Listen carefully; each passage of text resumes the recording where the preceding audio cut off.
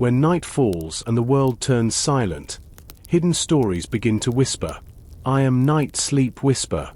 Tonight, you will hear the tale of a 1,000-year-old relic, a lost memory, and a man's destiny. Every word of this 50-chapter epic saga will prepare you for a deeper, more peaceful sleep. If you are ready to enter Julian's world, let the silence begin. It was a rainy Friday night. Julian arrived at the City Museum in a black taxi. He held a large umbrella over his head. The rain was heavy and hit the roof of the car with a steady rhythm. Julian was a tall man with thin glasses and a kind face. He was a famous art expert.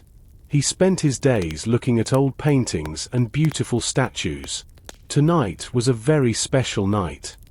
The museum was a beautiful building. It had many tall, white columns at the front. Large lights shined on the stone walls. Julian walked up the wide stairs. At the top, 2 guards stood by the heavy wooden doors. They wore clean blue uniforms. They looked at Julian's invitation and opened the doors for him. Inside, the museum was warm and bright. The floor was made of white marble. The sound of Julian's leather shoes on the hard floor was clear and light. He walked into the grand hall. There were many people there. All of them were adults. They wore expensive suits and beautiful dresses. Some people held glasses of juice or wine. They talked quietly about art and history. Julian looked around the room. He saw many famous paintings on the walls. He saw statues from many different countries. But everyone was waiting for one thing. In the center of the hall, there was a small table. A purple cloth covered an object on the table. This was the Golden Falcon. It was a very old and very expensive statue. A man walked toward Julian. It was Mr. Miller, the museum director. Mr. Miller was a tall man with short white hair. He wore a very expensive black suit. He smiled, but Julian noticed that Mr. Miller's hands were shaking a little bit. Julian, I am so happy you are here, Mr. Miller said. He shook Julian's hand. Tonight is a big night for our museum. The Golden Falcon is finally here. It is a beautiful museum, Mr. Miller, Julian replied. Everyone is very excited to see the statue. Is everything ready for the opening? Mr. Miller nodded his head. Yes, yes. Everything is ready. The security is very strong. We have guards at every door. We also have new cameras. Julian looked at the purple cloth on the table.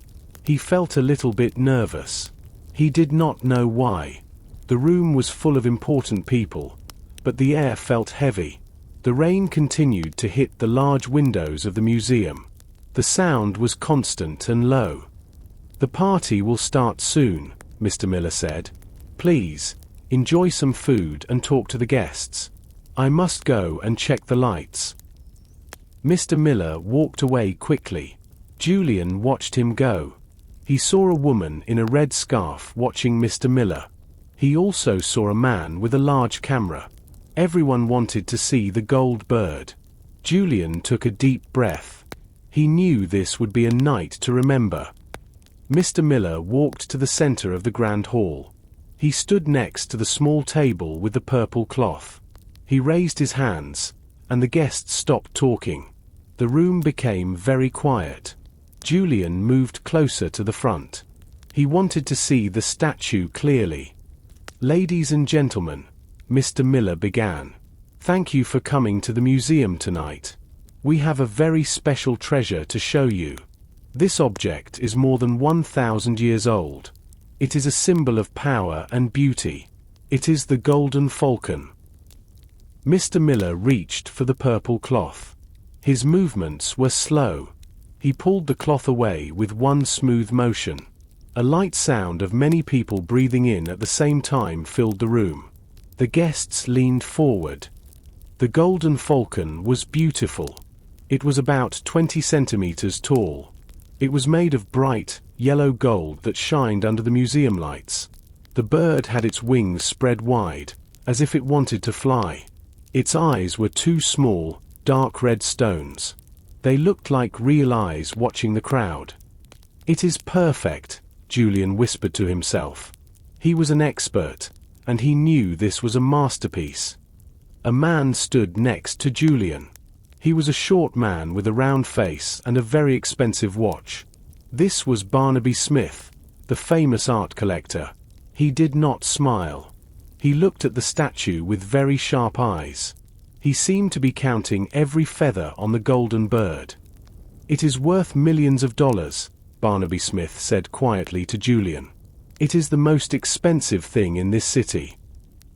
"It is also a piece of history, Mr. Smith," Julian replied. "It is more than just money." Barnaby Smith laughed a little bit. "In this world, Julian, everything is about money." Julian looked around the room at the other guests. Leo, the painter, was also there. He had a small notebook in his hand.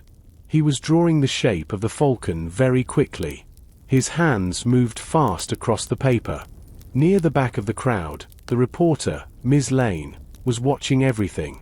Her red scarf was bright against her dark coat. She was not looking at the statue. She was looking at the guests. The rain continued to fall outside the museum. A low sound of thunder traveled through the air, making the large windows vibrate slightly. The museum felt like a safe island in the middle of a storm. "Now," Mr. Miller said with a big smile, "please, stay and look at the falcon. We have some music and some food in the next room. Tonight is a celebration." The guests began to move around the statue. They talked and laughed. But Julian stayed near the table. He looked at the gold bird and felt a strange coldness in his heart. The statue was beautiful, but the room felt full of secrets. He looked at Mr. Miller, who was talking to a guard. The director looked happy now, but Julian could still see the worry in his eyes. The grand hall was full of life. Julian stood near the Golden Falcon and watched the guests. The room was warm, but outside, the weather was getting worse. The wind was strong now. He could hear the heavy rain hitting the glass roof of the museum. It was a constant, low sound that did not stop. Suddenly, the lights in the museum became weak. They flickered once, then twice. The guests stopped talking and looked up at the large chandeliers. A second later, the lights went out completely. The grand hall became pitch black. "Do not move, please." Julian heard Mr. Miller shout from across the room. His voice sounded thin and nervous in the dark. Julian stayed perfectly still. He could not see anything. He held his hands out in front of him, but he could not even see his fingers. The darkness was heavy and thick. Without the lights, the museum felt much larger and more frightening. In the silence, Julian heard many small sounds. He heard the sound of silk dresses moving as people turned around. He heard the quick breathing of the person standing next to him. Then, he heard something different. He heard the sound of leather shoes running very fast across the marble floor. The footsteps were light but hurried. A moment later, Julian heard a sharp, metallic sound near the center of the room. It was the sound of metal hitting the floor. Then, he felt a cold wind as someone moved past him very quickly. He reached out his hand to catch the person, but he only touched the air. "What is happening?" A woman asked loudly. "Where are the guards?" "Stay calm, everyone," a guard said. Julian heard the guard's heavy boots moving on the floor. The darkness lasted for a long time. In reality, it was only 1 minute, but to Julian, it felt like an hour. He kept his eyes open, waiting for a spark of light. Finally, the lights flickered again. They stayed dim for a few seconds and then became bright and yellow. Julian blinked his eyes. The light was painful for a moment. When he could see again, he looked immediately at the small table in the center of the hall. The purple cloth was on the floor.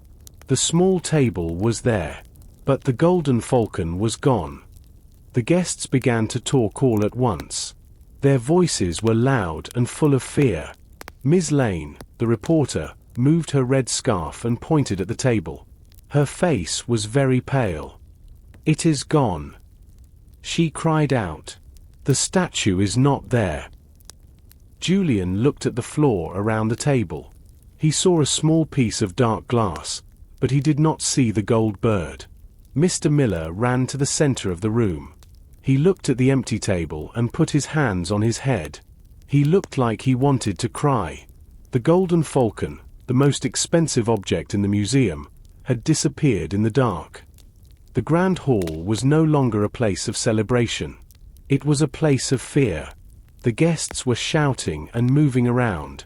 Some women were holding their pearls, and the men were looking at the exits. The light from the chandeliers was bright again, but it did not make the room feel safe. "Nobody leave the room," Mr. Miller shouted. His face was red, and he looked very angry. "Guards! Close the doors now." Julian watched as two large guards moved to the front entrance. They pushed the heavy wooden doors together. The sound of the metal bolts sliding into place was heavy and final. The guests were now trapped inside the museum. Julian did not join the shouting crowd. Instead, he walked slowly toward the empty table. He kept his hands behind his back. He did not want to touch anything. He looked at the white marble floor around the table. "Julian, this is a disaster," a voice said. Julian turned his head. It was Barnaby Smith, the art collector. He looked very calm, which Julian found strange. Barnaby was looking at the empty spot where the falcon once stood. How can a statue disappear in 60 seconds? "Someone was very prepared, Mr. Smith," Julian replied. He looked down at the floor. Near the leg of the table, Julian saw something interesting. The floor was very clean, but there was a small, dark mark on the white marble. He leaned down to look closer. It was a muddy footprint. It was not a complete footprint, only the front part of a shoe. The mud was still wet. Julian looked at the rain hitting the high windows. It was still pouring outside. The person with the muddy shoe must have been outside very recently, but all the guests had been inside for at least an hour. "Look at this," Julian said to Mr. Miller, who was now standing next to him. Mr. Miller looked at the wet mark. "Mud. How is that possible?" The museum floor was cleaned just before the party. "It means someone came from the outside, or someone went outside and came back in during the blackout," Julian explained. He then noticed something else. On the edge of the table, there was a small scratch. It was a fresh scratch on the wood. It looked like it was made by something sharp, like a ring or a tool. Ms. Lane, the reporter, walked over. She still had her red scarf around her neck, but she was holding a small camera now. She took a photo of the empty table. "Is it true, Julian?" she asked. "Is the statue gone forever?" "Nothing is gone forever if we find the person who took it," Julian said. He looked around the room at the shoes of the guests. Most of the guests had dry, clean shoes. Leo the painter was wearing old leather shoes that looked a bit worn. Barnaby Smith was wearing very expensive, polished black shoes. Mr. Miller's shoes were also clean. Julian felt the mystery growing. The doors were locked, the statue was gone, and there was a wet footprint on a dry floor. He knew the thief was still in the building. He just had to find the mud. Julian stood near a large marble pillar. He watched the people in the hall. He needed to understand them. There were 4 people who seemed very interesting to him. He called them the suspects in his mind. First, there was Barnaby Smith. He was the rich collector. Barnaby did not look worried about the crime. He looked at his expensive gold watch again and again. He wanted to leave the museum. "This is a waste of my time," Barnaby said to a guard. His voice was cold. He was a man who only cared about his own schedule. Why was he so calm about $1 million theft? Julian wondered if Barnaby already knew where the statue was. Second, Julian looked at Leo, the painter. Leo was not a rich man. He wore a brown jacket that was a little too big for him. He held a small leather bag very tightly against his chest. His face was pale, and he looked at the floor. Julian remembered that Leo was drawing the statue before the lights went out. Why did he stop drawing? Julian walked toward him. "It is a sad night for art, Leo," Julian said quietly. Leo jumped a little. He looked up at Julian with wide eyes. "Yes, it is terrible. I just wanted to study the bird. I wanted to see the way the light hit the gold. Now, I have nothing to look at." Leo's hands were still shaking. He did not look Julian in the eye. He gripped his bag even tighter. Third, there was Miss Lane, the reporter. She was moving through the crowd. She spoke to many people. She had a small notebook and a pen. She wrote things down very quickly. Her red scarf was bright, but her eyes were dark and sharp. She was not working. "Did you see anyone near the table when the lights went out, Miss Lane?" Julian asked. Miss Lane turned to him. She smiled, but the smile was thin. "I saw many shadows, Julian. In the dark, everyone looks like a thief. But I did see Mr. Miller. He was very close to the light switch before the blackout." Julian looked over at Mr. Miller, the director. He was the fourth person on Julian's list. Mr. Miller was talking to the head guard. He looked exhausted. His tie was not straight anymore. He was the man in charge of the museum. He knew the building better than anyone. He knew where the cameras were. He knew how to turn off the lights. Julian looked at the shoes of the three guests. Barnaby's polished shoes were dry. Leo's boots were old, but they also looked dry.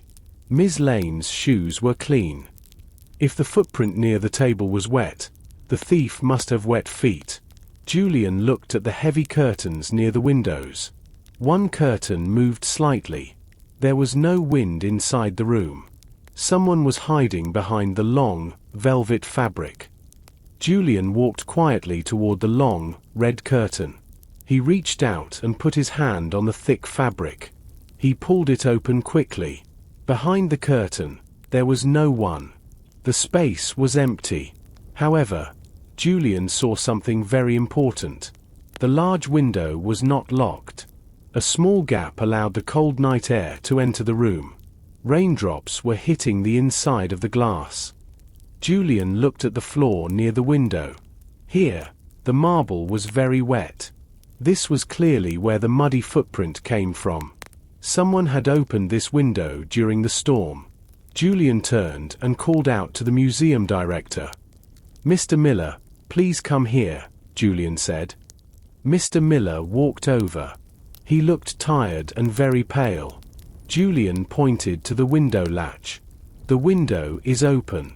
Someone used this to enter or leave the hall during the blackout." Mr. Miller looked confused and frightened. "But these windows are always locked. They are very heavy.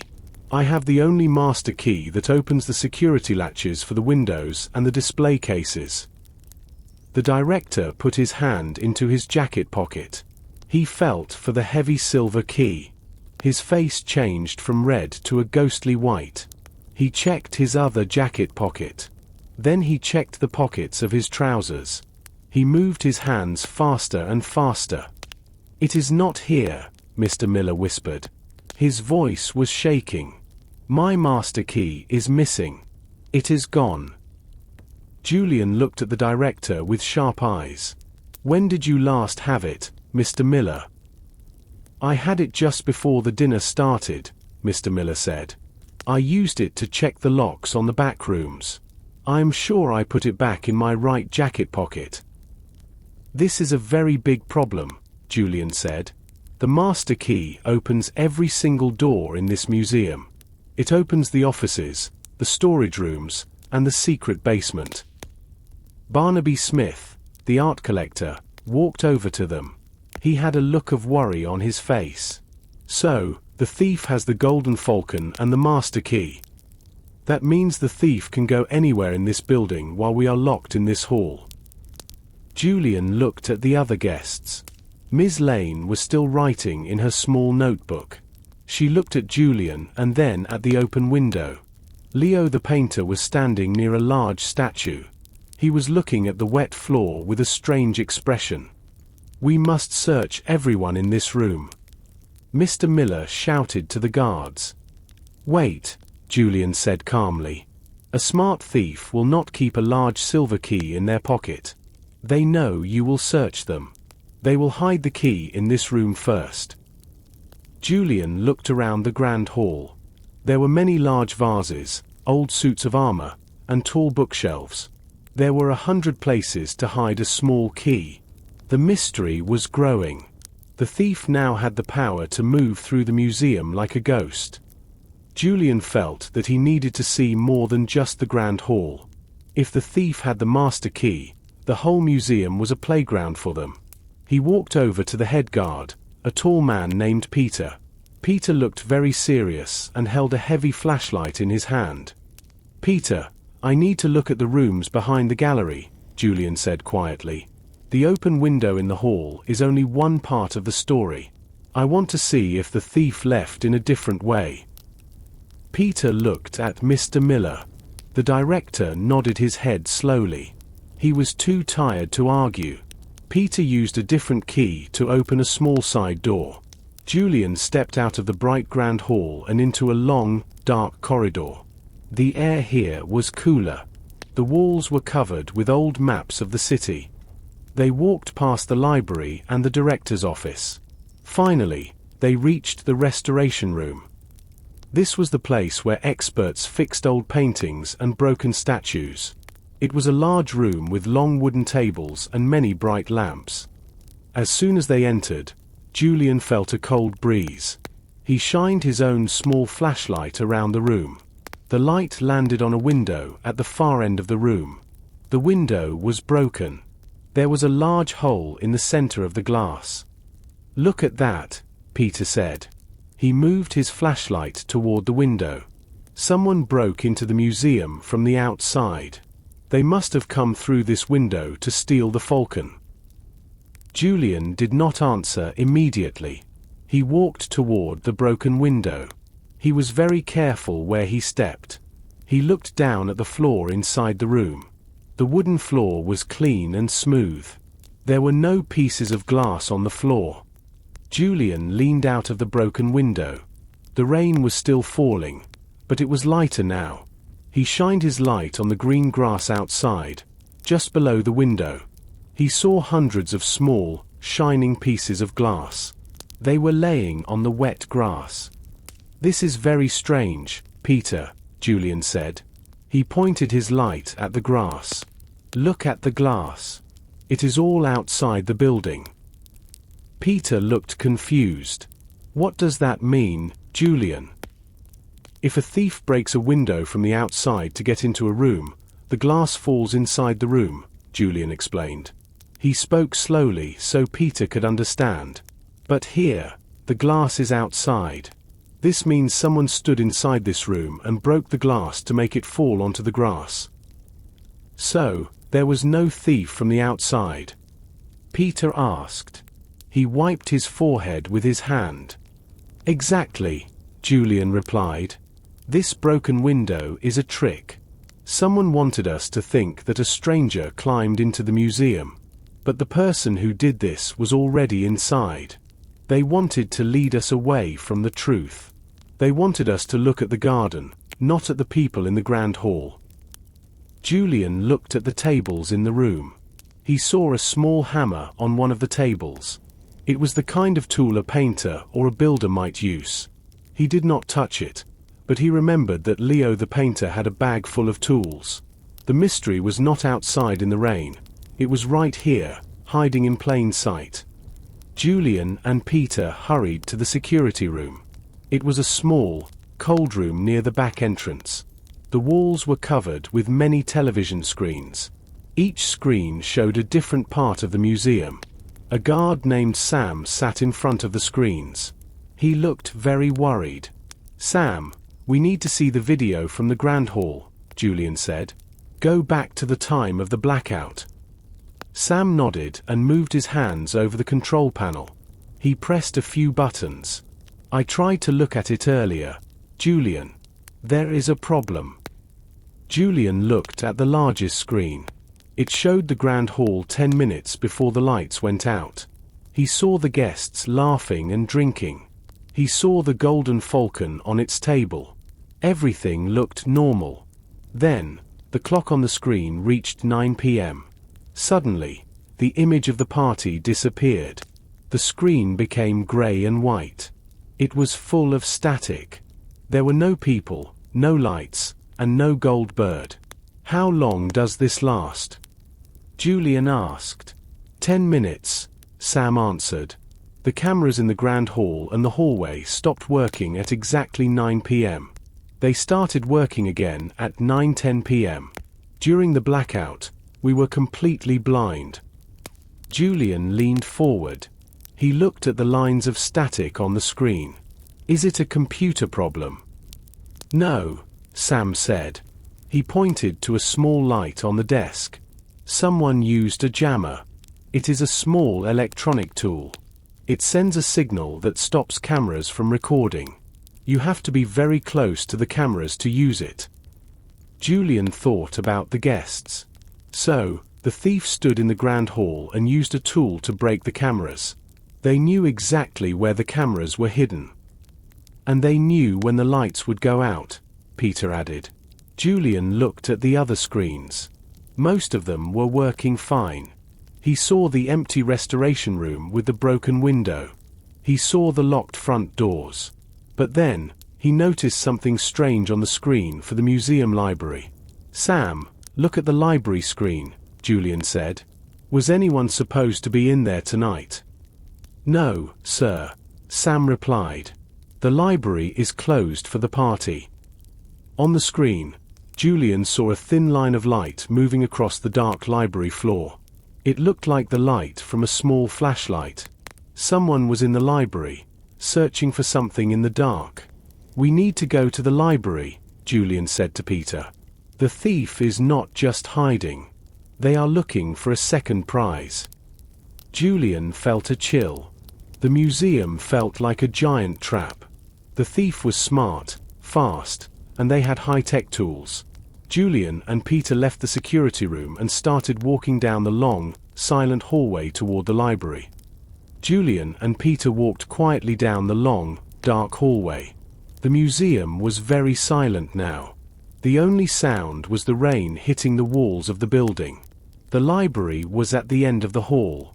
It had very large, heavy wooden doors. One of the doors was open just a few centimeters. A thin line of yellow light shined on the floor. Julian put his hand on Peter's arm. He moved his finger to his lips to show that they must be silent. They stopped near the door and listened. Inside the library, two people were talking. Julian recognized the voices. It was Barnaby Smith, the art collector, and Leo, the painter. "You promised it would be simple," Barnaby Smith said. His voice was not calm anymore. He sounded very angry. "You said the plan was perfect. So, where is it?" "I am doing my best," Leo replied. He sounded like he wanted to cry. The lights went out, but there were too many people near the table.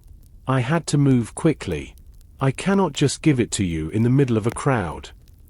Julian looked at Peter. Peter's eyes were wide. They stayed very still.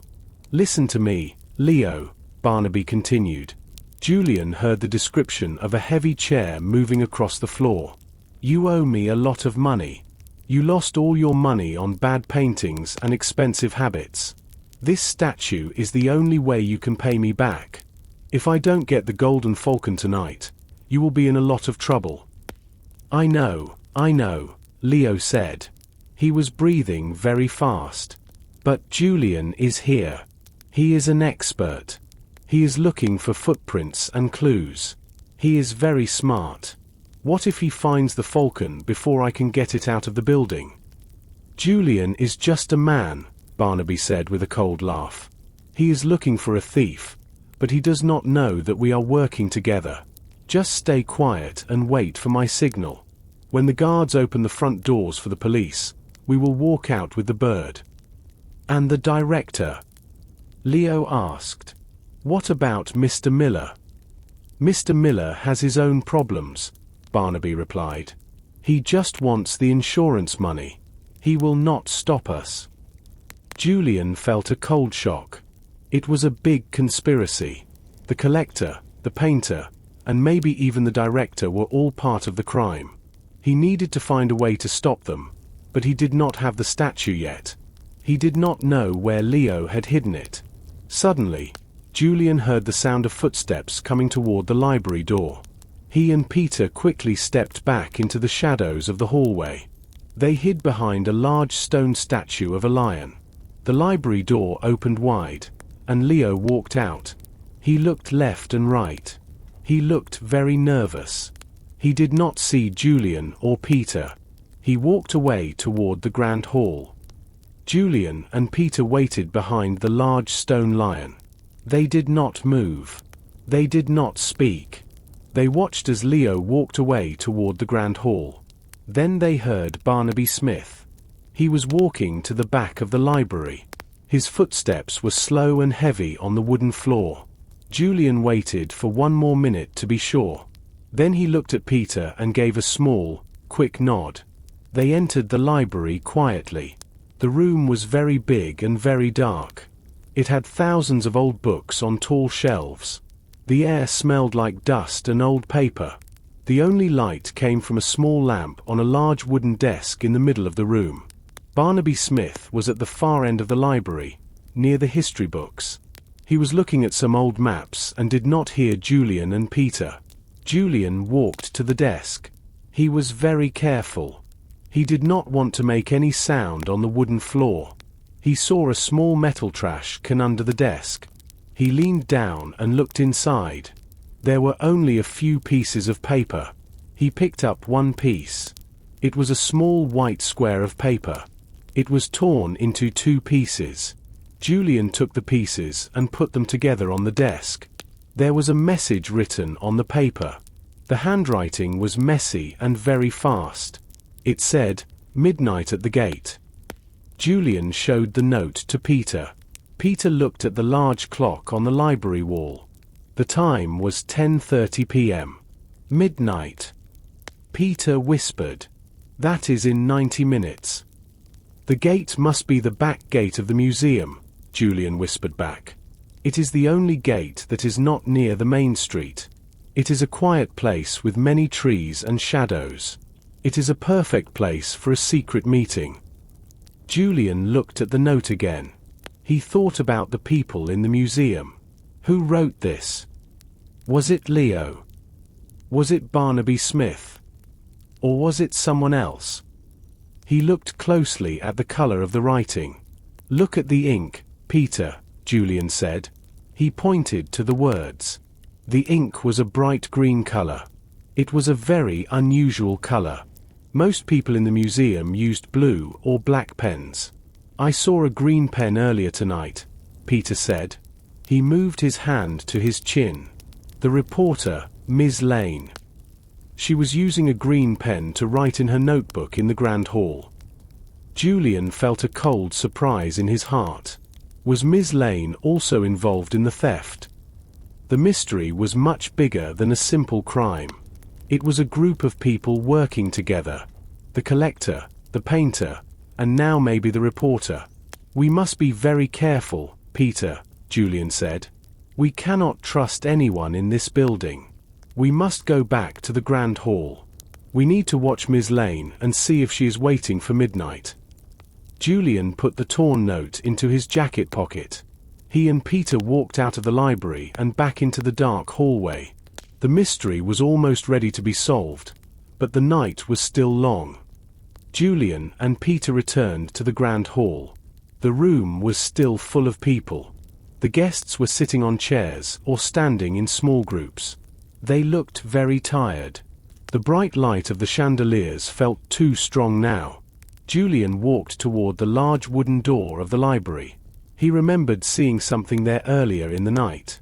Near the bottom of the door, a piece of bright red fabric was stuck in the wood. Julian leaned down.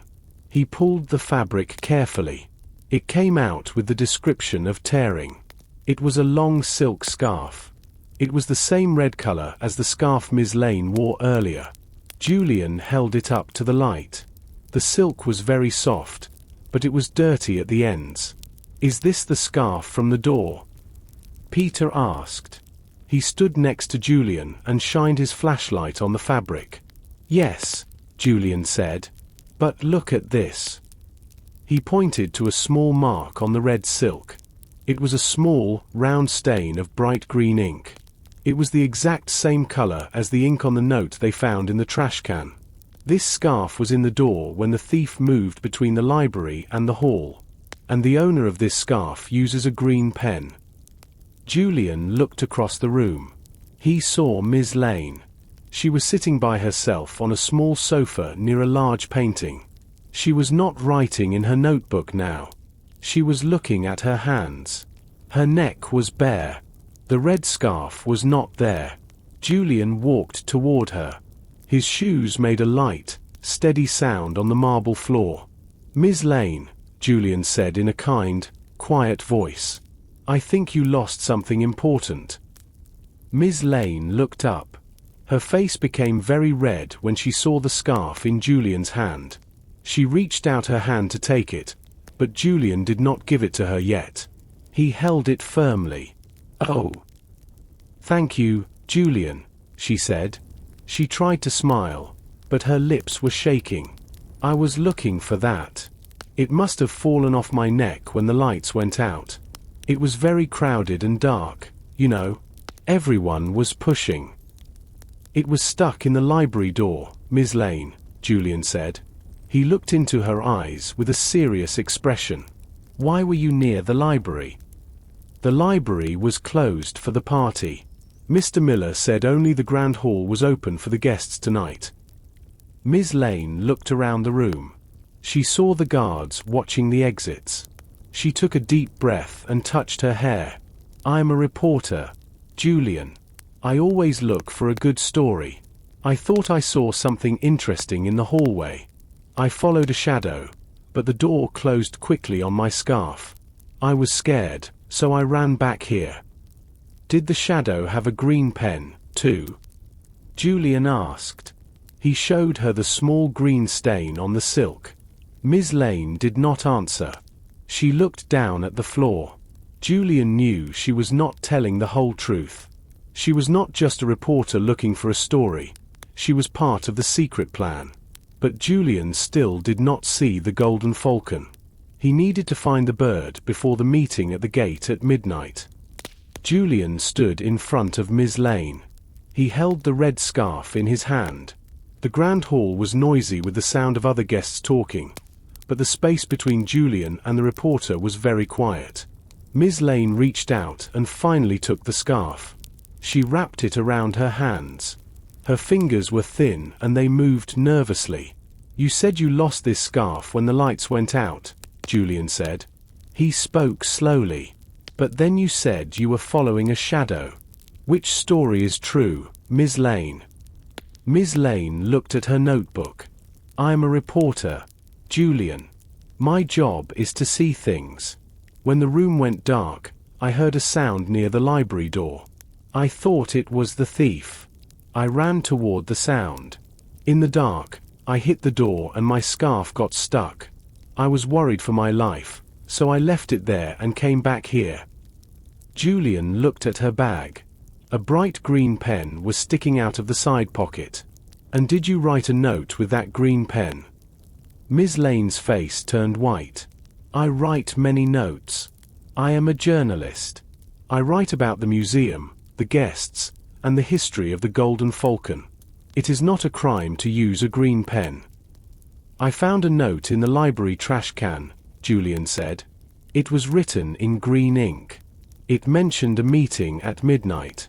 Do you know anything about a meeting at the museum gate?" Ms. Lane laughed, but the sound was not happy. It was a sharp, dry sound. Julian, you are an art expert, not a detective. I am here to write a story for the City Daily. I want to know who stole the statue because it is the biggest news of the year. I do not have the bird. Look at my bag if you want. She opened her leather bag. Julian looked inside. He saw a camera, a small bottle of water, a map of the city, and her green pen. The Golden Falcon was not there. The statue was too big to fit in such a small bag. I see, Julian said. But the scarf was stuck in the door after the theft. This means someone used that door during the minute of darkness. If you were at that door, you must have seen who passed you. Ms. Lane looked away. She looked at the large clock on the wall. It was almost 11 o'clock. It was too dark. I saw a shadow. It was a tall shadow. That is all I can tell you. Julian watched her. He did not believe her. He felt that she was waiting for something. She was checking the time too often. Stay here, Ms. Lane, Julian said. The guards are watching the doors. Nobody is leaving tonight until I find the Golden Falcon. Julian walked back to Peter, the guard. Watch her, Julian whispered. She is waiting for midnight. She says she saw a tall shadow. Barnaby Smith is a tall man. So is the museum director. Julian looked at the hallway again. He felt that the library was not the only secret place. He needed to look at the museum's paintings. Sometimes, the most important clues are hidden behind the art. Julian walked slowly through the landscape gallery. This room was very quiet. The walls were covered with paintings of green forests, blue oceans, and high mountains. Each painting had a heavy gold frame. Julian shined his flashlight on the walls. He was looking for something that did not belong. He knew that in a mystery, the smallest detail is often the most important. He stopped in front of a very large painting. It showed a dark forest in the middle of a storm. The trees were tall and the sky was grey. Julian looked at the painting for a long time. He knew this painting very well. It was a famous work from many years ago. But today, something was different. The painting was not straight. The left side of the frame was a few centimeters lower than the right side. Julian knew the museum staff was very careful. They always made sure the art was perfect. A crooked painting was a very strange thing to see in this museum. He stepped closer. He looked at the wall behind the frame. He saw a few small scratches on the white stone. It looked like the heavy frame moved many times recently. He reached out and touched the cold gold of the frame. He pushed it gently to the right. The painting did not just move a little bit. It swung open like a door. It was very heavy, but the movement was smooth and silent. Julian was surprised. He did not know that there was a space behind the art. He moved the painting all the way to the side. The large forest scene now stood away from the wall. Behind the landscape painting, there was a small, grey metal door. It was built directly into the stone wall of the museum. The door was about 1 meter tall. It had a small silver handle and a round keyhole. Julian looked at the door with great interest. It was hidden perfectly. A person could walk past this painting every day and never know the door was there. He thought about the missing master key. Mr. Miller said the key opened every door in the building. Did it also open this secret door? Julian felt the cold metal of the door handle. He tried to turn it, but it did not move. It was locked. He looked at the dust on the floor near the door. There were no fresh footprints here, but the handle was very clean. Someone had touched it recently.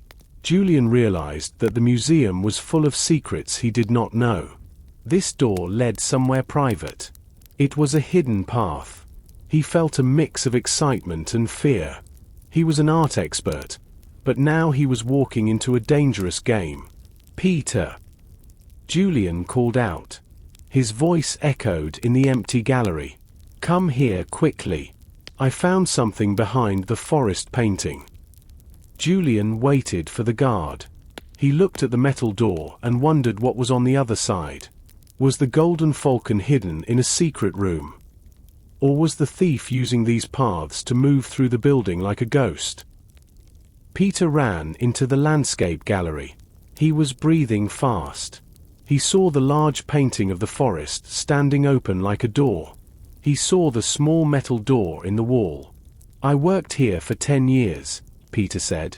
He sounded very surprised. I never knew this was here. This museum has many secrets.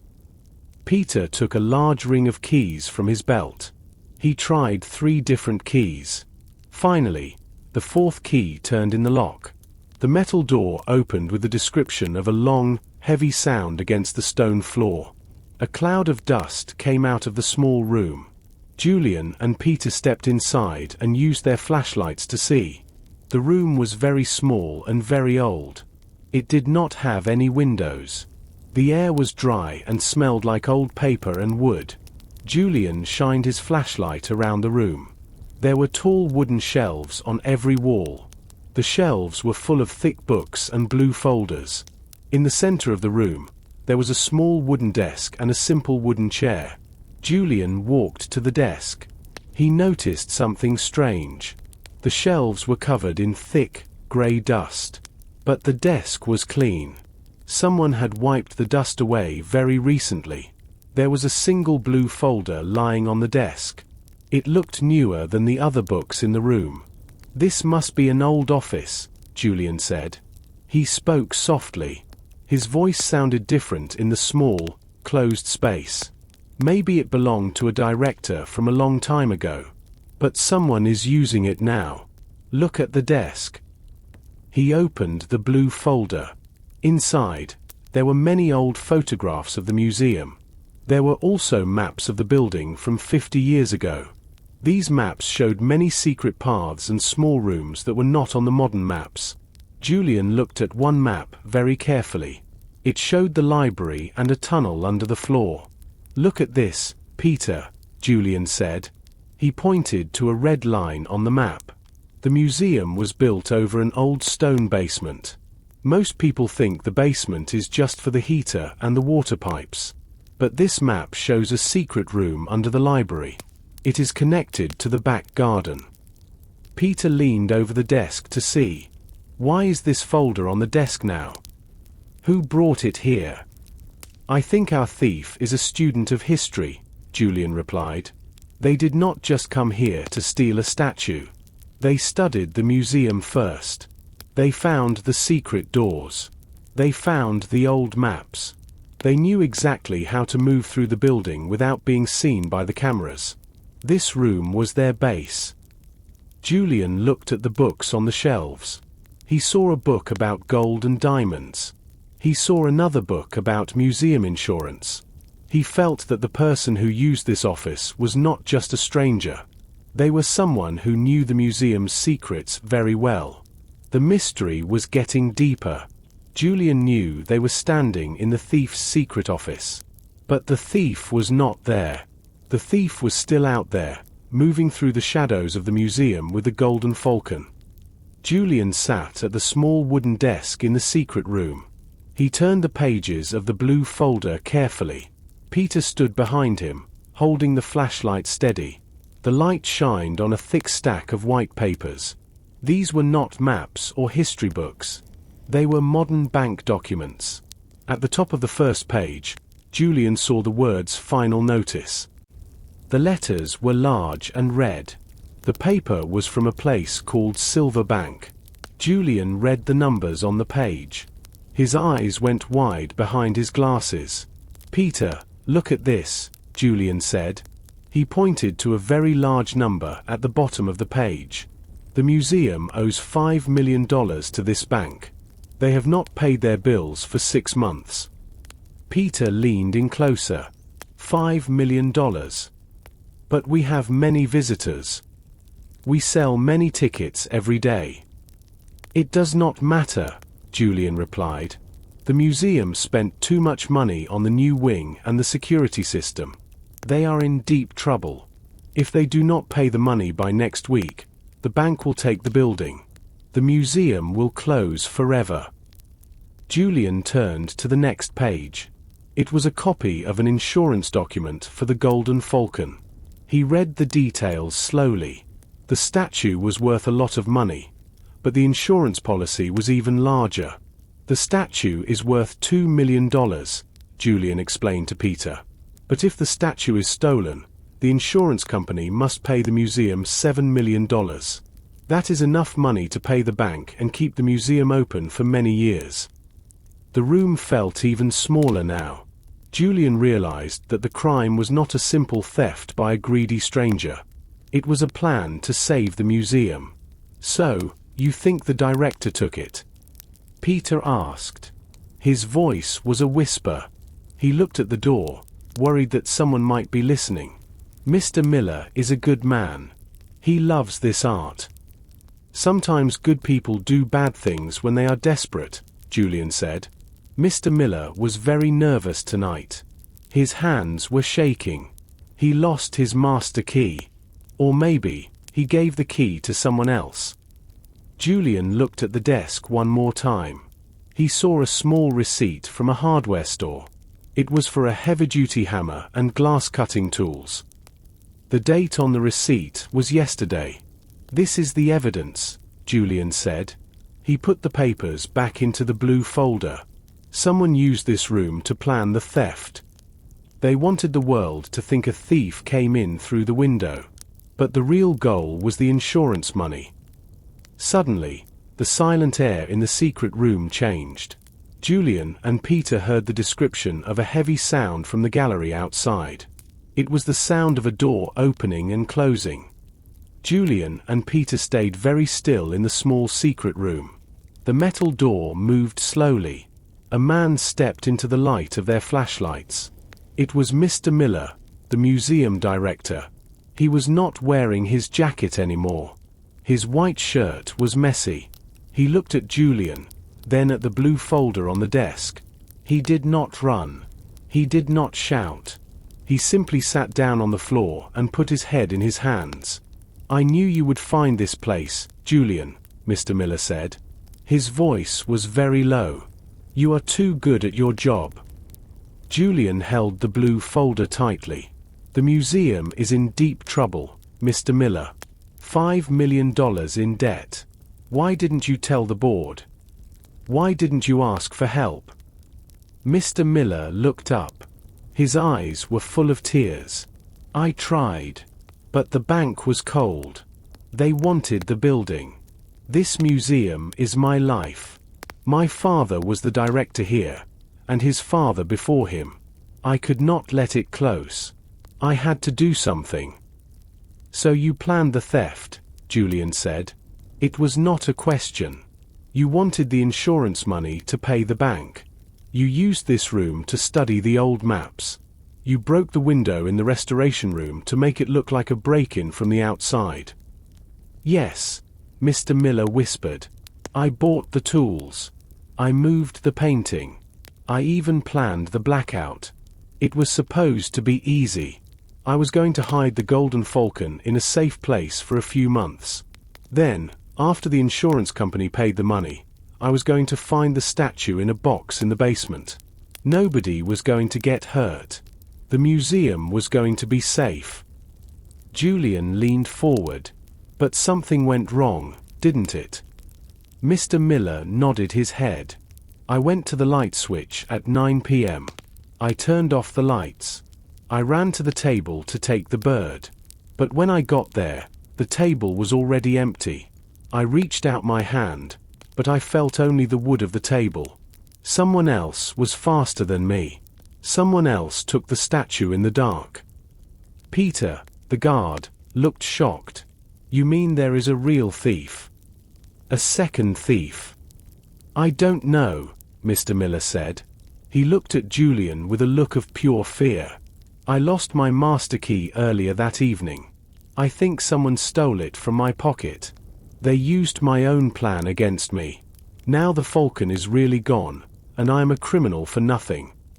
Julian thought about the tall shadow Ms. Lane saw. He thought about Barnaby Smith and Leo the painter. The director was guilty of a plan, but he was not the person who had the statue. "We need to find out who stole your key, Mr. Miller," Julian said. "The meeting at the gate is at midnight. We still have time." The room was very quiet after Mr. Miller finished speaking.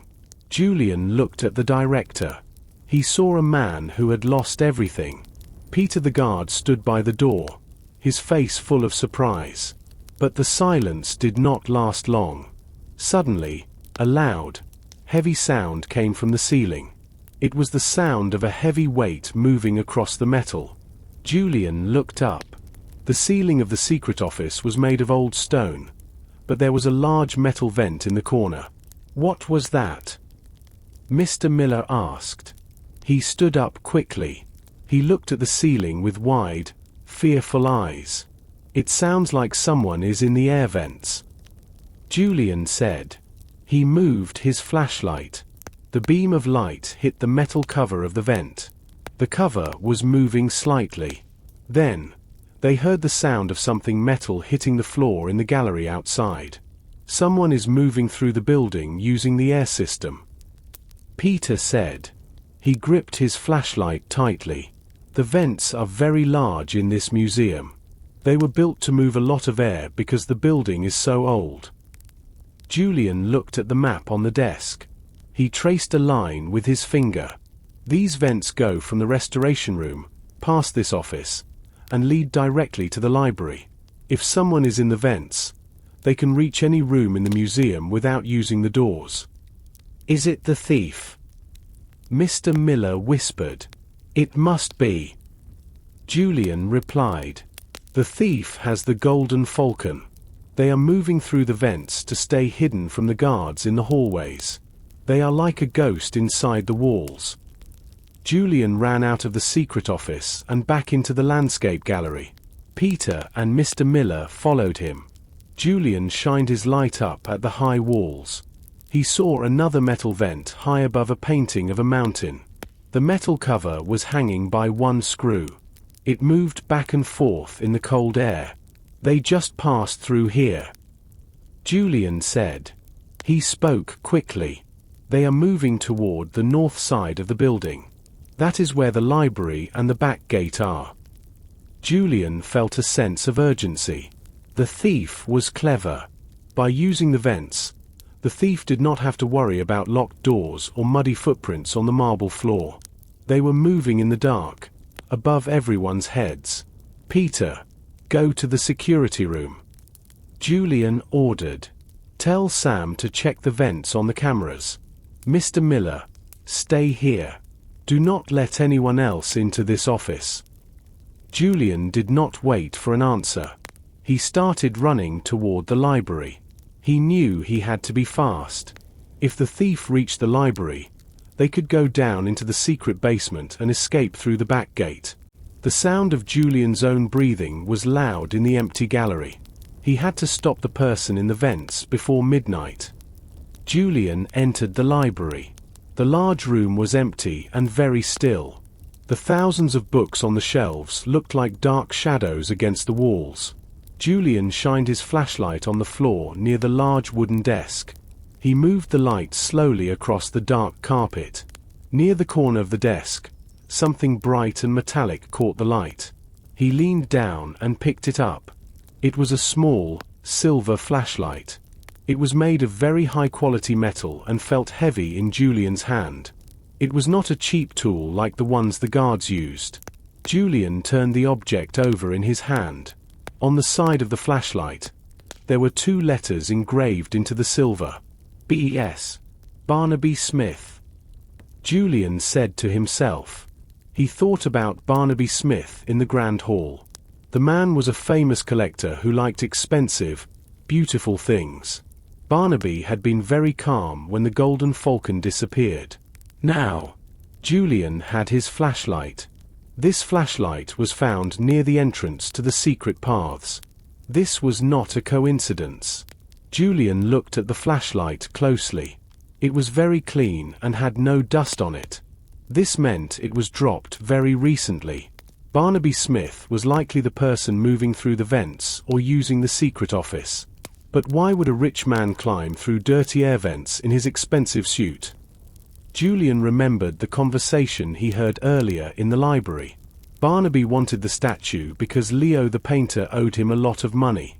But maybe there was more to the story. Perhaps Barnaby did not trust Leo to do the job correctly.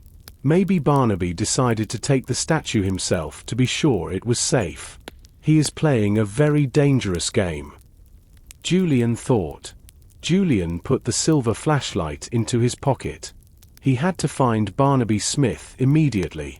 He left the library and walked quickly back toward the Grand Hall. The museum felt very cold now. The rain was still hitting the windows, but the wind was getting stronger. It created a low, moaning sound that moved through the hallways of the building. When Julian reached the Grand Hall, he looked around the room. Most of the guests were still there. Some were sleeping on the chairs. Others were talking in low voices. He looked for the tall, thin frame of Barnaby Smith. He looked near the windows and near the sofas. He saw Miss Lane, the reporter. She was still sitting on her sofa, watching the clock. He saw Leo, the painter. Leo looked even more nervous than before. He was biting his nails and looking at the floor. But Barnaby Smith was not in the room. Peter, Julian said as he found the guard near the main entrance. Where is Barnaby Smith? I saw him here a few minutes ago. Peter looked surprised. He looked around the large hall. He was standing near the statue of the king just a moment ago. Julian.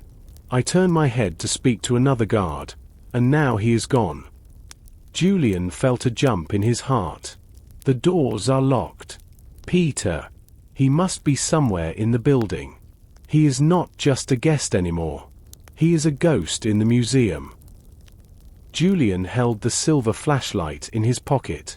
He felt the cold metal against his leg. He knew that the letters BS stood for Barnaby Smith. Barnaby was a man who loved money and expensive art. He was a very rich collector. But maybe he wanted more than just to buy things. Julian walked across the Grand Hall. He looked at every face, but he did not see the tall man with the sharp eyes. Peter, Julian said to the head guard again. Are you sure Barnaby Smith did not leave through the front doors? Think carefully. Peter shook his head.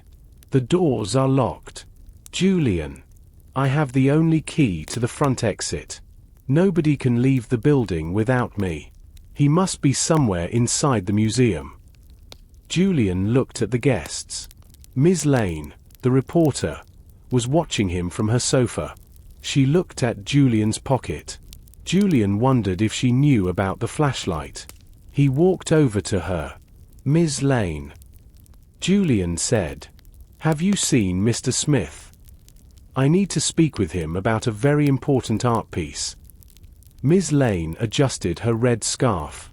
She looked at the large clock on the wall. It was getting late. He was here 10 minutes ago. She said. He was talking to Leo, the painter. They looked very serious and spoke in low voices. Then, Mr. Smith walked toward the back of the hall. He went behind the large tapestry of the king. Julian looked at the tapestry. It was a very old, heavy piece of fabric. It hung on the wall near the library entrance. Julian walked toward it. He felt a sense of danger now. If Barnaby was using secret paths, he was not just a guest. He was a part of the crime. Julian went behind the tapestry. There was a small, dark space between the fabric and the stone wall. He shined the silver flashlight on the floor. He saw a small, silver coin on the ground. It was an expensive coin from a foreign country. Julian knew that Barnaby Smith collected these coins. He was definitely here. Julian whispered to himself. He looked at the stone wall. He saw a small door. It was painted the same color as the wall. It was almost invisible to a normal person. This was another secret entrance. The museum was like a maze with many hidden doors. Julian realized that Barnaby Smith knew the building very well. Perhaps he had visited the museum many times to prepare for this night. Julian thought about the Golden Falcon. Was it with Barnaby? Or was it still with Leo? He felt that the two men were working together, but maybe they did not trust each other. Julian checked his own watch. It was now 11:15 p.m. He had only 45 minutes before the meeting at the gate. I must find him. Julian thought. I must find him before he reaches the back gate at midnight. He opened the small door behind the tapestry. It opened with a light movement. Beyond the door was a narrow set of stairs. The stairs went down into the dark. Julian took a deep breath and started to walk down. He was alone now, and the museum felt very big and very old. He moved slowly down the stone steps. The air was colder here. He could hear the low sound of his own breath. He knew that Barnaby Smith was somewhere below him, hiding in the shadows with the golden bird. Julian walked down the narrow stone stairs. Each step was cold and felt a little damp. He held his small flashlight tightly. The light moved across the grey walls. There were no windows here, and the air was heavy with the smell of old stone and wet dust. He reached the bottom of the stairs and found himself in a long, low hallway. This was the service level of the museum, where the pipes and wires were hidden. He saw a shadow moving at the end of the hall. Julian stopped and turned off his light. He waited in the complete darkness. He heard the sound of slow, heavy breathing. Then, he heard the sound of a metal door opening. It was a slow, heavy sound that moved through the quiet hallway. Julian turned his light back on and ran toward the sound. At the end of the hall, he saw Peter the guard. Peter looked surprised to see Julian coming from the secret stairs. Peter was holding a large radio in his hand. Julian, what are you doing down here? Peter asked. He looked tired, and there was a bit of dust on his blue uniform. I'm looking for Barnaby Smith. Julian replied. He went behind the tapestry in the grand hall. There is a secret door there. Have you seen him? Peter shook his head. He looked very worried. No, Julian. I just finished a full search of the main floor with the other guards. We looked behind the curtains, under the tables, and in the bathrooms. Barnaby Smith is not in the grand hall. He is not in the gallery. He is gone. But the doors are locked. Peter. Julian said. You told me you have the only key.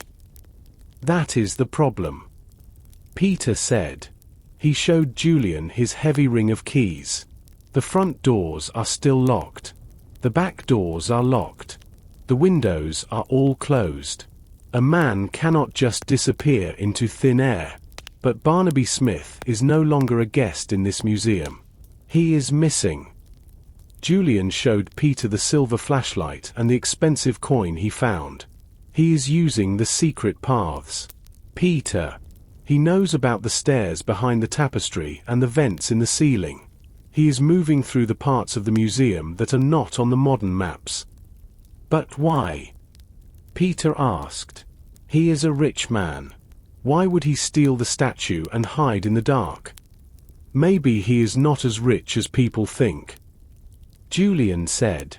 Or maybe he wants the Golden Falcon so much that he is willing to become a thief. He is not alone, either. He has Leo the painter and maybe others helping him. Julian looked at his watch. It was now 11:30. The museum felt like a giant cage. Somewhere in the dark rooms or the secret tunnels, Barnaby Smith was waiting. He had the master key, he had the statue, and he knew the way out. We must find the open vent. Julian said. If he is not on the floors, he is inside the walls. Julian and Peter walked back up to the main gallery level. The service level was too quiet and did not have many exits. Julian believed the thief wanted to stay near the art. They reached the long hallway between the library and the restoration room. The lights here were dim.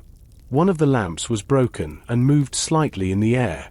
Julian shined his light on the floor.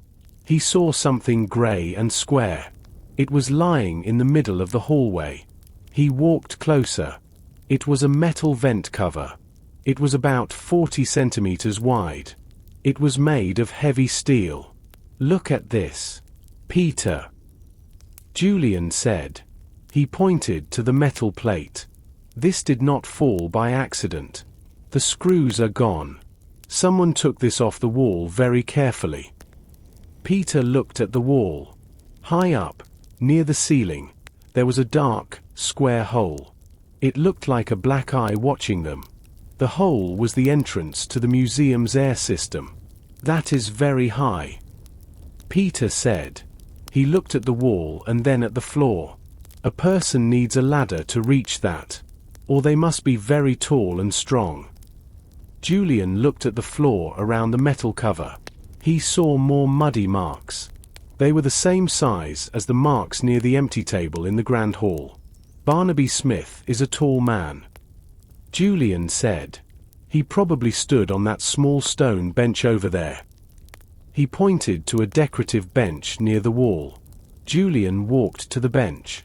He saw a small scratch on the stone. It was fresh. He stood on the bench and shined his light into the dark hole in the wall. The vent was a long tunnel made of shiny metal.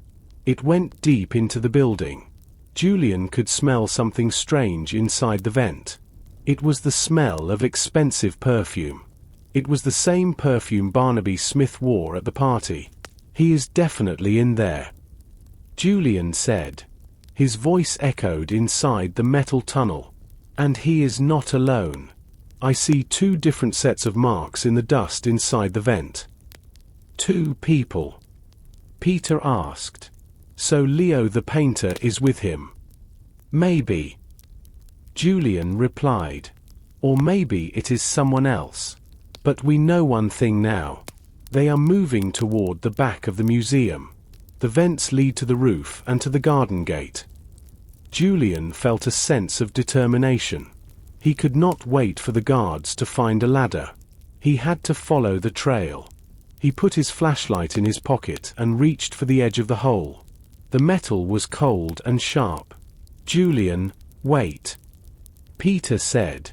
"It is dangerous in there. It is dark and you can get lost. We are running out of time, Peter," Julian said. "It is almost midnight. If they reach the gate, the Golden Falcon is gone forever." Julian pulled himself up. He was a strong man, and he moved with care. He crawled into the dark metal tunnel. The space was small and the air was thin. He was now inside the walls of the museum. The metal tunnel was a world of its own, cold, narrow, and echoing with every movement. Julian crawled on his hands and knees. The silver flashlight gripped between his teeth to keep his hands free. The air was thick with the smell of old iron and a hint of that expensive, flowery perfume. Every few meters, he passed a small vent that looked down into dark rooms. He saw the tops of bookshelves in the library and the quiet, empty hallway near the director's office. He was moving toward the north wing, the oldest part of the building. As he crawled, Julian's hand brushed against something soft. He stopped and shined his light on the floor of the duct. A small, white silk glove. It was a woman's glove, elegant and expensive. Ms. Lane had not been wearing gloves earlier, and neither had any of the other main suspects. Julian frowned. This mystery was like a painting with too many layers of paint. Every time he uncovered one truth, another one appeared beneath it. He put the glove in his pocket and continued forward.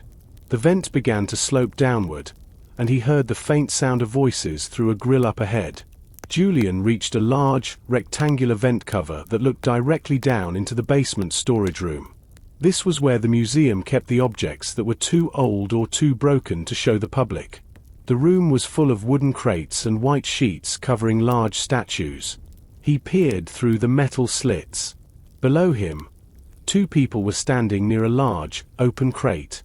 The collector was still in his expensive suit, though it was now covered in grey dust. He looked impatient. Standing next to him was not Leo the painter, but Ms. Lane. She was no longer wearing her red scarf. Instead, she was wearing a dark, tight-fitting jacket. "Is it done?" Barnaby whispered. His voice was sharp. "It's right here," Ms. Lane replied. She reached into the crate and pulled out a heavy object wrapped in a dark cloth. She unwrapped it slowly. The Golden Falcon shined even in the dim light of the basement. Its red stone eyes seemed to glow with a life of their own. Julian felt his breath catch in his throat. He had found the treasure, but he was trapped inside the ceiling while the thieves stood only meters away. "We have 10 minutes," Ms. Lane said, checking her watch. "The back gate is just through that tunnel. The car will be waiting." "And what about the director?" Barnaby asked with a sneer. "He thinks he's the one in control. Let the poor man think what he wants." Ms. Lane laughed. "He wanted a fake theft to save his museum. We just gave him a real one." Julian realized the truth. Mr. Miller had planned a stolen statue for the insurance, but Barnaby and Ms. Lane had used his plan as a cover to actually steal the bird for themselves. They were going to leave the museum with the Golden Falcon, and Mr. Miller would be left with a crime he couldn't explain.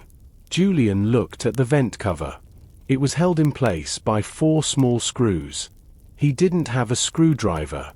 He had to act fast, or the Golden Falcon would vanish into the night forever. Julian shifted his weight as quietly as he could. The metal beneath him groaned, a low, metallic protest that sounded like a scream in his ears. Below him, Barnaby and Ms. Lane were too busy admiring their prize to notice. Julian felt the silver flashlight in his pocket. He realized it wasn't just a piece of evidence. It was a tool. He pulled it out and looked at the heavy, flat edge of the handle. The screws holding the vent cover were old and rusted. Julian knew that if he could just get one loose, the weight of the metal plate might do the rest. He pressed the edge of the flashlight into the first screw and turned. 9:52 p.m. The first screw fell, landing silently on Julian's sleeve. 9:54 p.m. The second screw gave way with a tiny click. 9:56 p.m. The third screw was stubborn. Julian used his shoulder to push against the vent, creating a tiny gap. Suddenly, the fourth screw snapped. The vent cover swung open on its last hinge like a trapdoor. Julian didn't have time to catch himself. He slid forward and tumbled through the opening, landing squarely on a stack of soft, dusty carpets 3 meters below. Ms. Lane screamed, dropping the dark cloth. Barnaby Smith jumped back, his face twisting from greed to pure shock. Julian stood up, brushing grey dust from his suit. He felt like a very uncoordinated hero, but he kept his voice steady. "It's over, Barnaby," Julian said. "The shadow has a name, and it turns out it wears expensive perfume and loses white gloves." Barnaby recovered quickly. He reached into his coat, but Julian stepped forward, holding the silver flashlight like a weapon. "I wouldn't," Julian warned. "The guards are already moving toward the north wing. Peter knows about the vents. Sam is watching the basement cameras. You're trapped in a box of your own making." Ms. Lane looked at the door, then back at Julian. Her sharp eyes were calculating. "You don't understand, Julian. This bird is going to be melted down. It's not about art anymore. It's about a debt that can't be paid. It's always about the art," Julian countered. He looked at the Golden Falcon on the floor. Its red eyes seemed to judge them all. "You and Mr. Miller are two sides of the same coin. He wanted to lie to save the museum. You wanted to steal to save yourselves. Neither of you deserves to touch it." Barnaby Smith laughed, a cold, Hollow sound. And who is going to stop us? A man with a flashlight and a dusty suit. No. Julian said, pointing to the door behind them. A man with a badge. The heavy oak door of the basement burst open. Peter and 3 other guards rushed in, their flashlights cutting through the darkness like swords. Behind them stood Mr. Miller, looking older and more broken than ever. The air in the basement was thick with tension, but as the guards surrounded Barnaby and Ms. Lane, the energy shifted from a frantic chase to a somber realization. The heist of the century had failed, not because of high-tech security, but because of a man who looked at the details everyone else ignored. Barnaby Smith didn't struggle. He smoothed his dusty lapels with a sneer of pure contempt. You think you've won, Julian? The museum is still bankrupt. Miller is still a criminal. And tomorrow, this bird will be locked in an evidence locker where no one can see it. Mr. Miller stepped forward, his face aged by a decade in a single night. Perhaps, he said quietly, but at least it won't be melted down to pay for your next yacht. He looked at Peter. Take them upstairs. Call the police. As the thieves were led away, Julian walked over to the crate and picked up the Golden Falcon. It was heavy, colder than it looked, but its gold surface caught the flicker of the basement lights, shining with a stubborn, ancient beauty. Julian sat with Mr. Miller in the grand hall as the sun began to rise over the city. The rain had stopped, leaving the windows streaked with grey light. They reviewed the night's events. What will happen to the museum? Julian asked.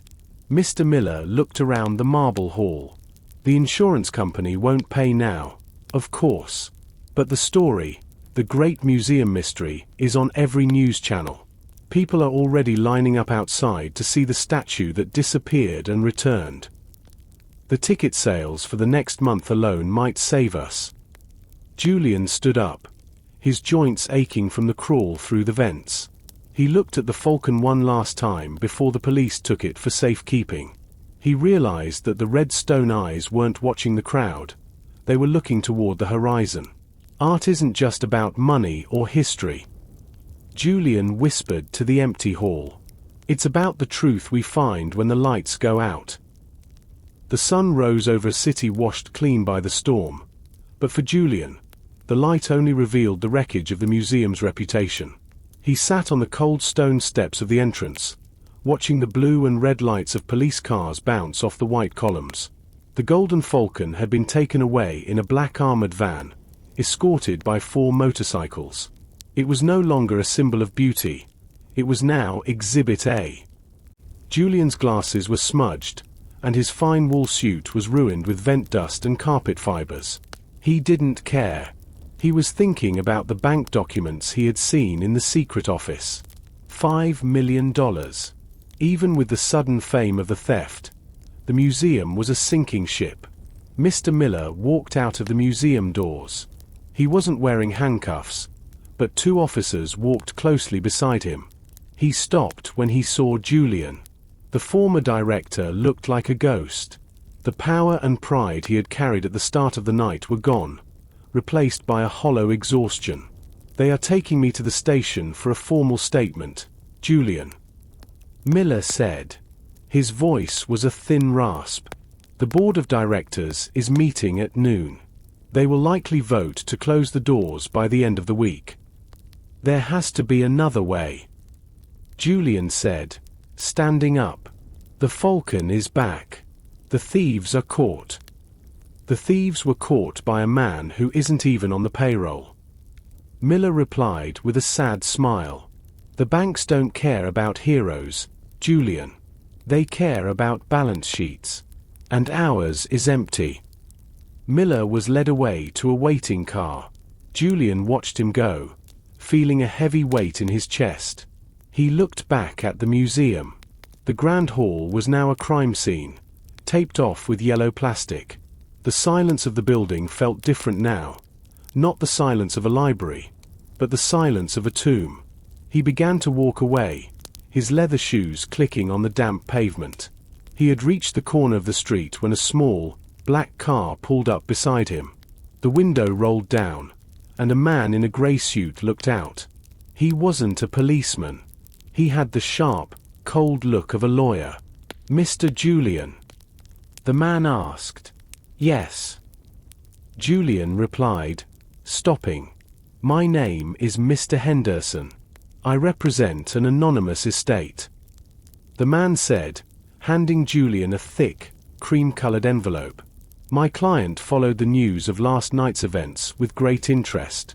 They believe the Golden Falcon has more secrets than even you have discovered, and they are willing to pay for your expertise to find them." Julian opened the envelope. Inside was a single old photograph of a different statue, a silver owl, and a check made out to the museum for $1 million. "This is only the beginning," Henderson said. "If you accept, there are many more chapters to this story." Julian looked at the check, then back at the museum.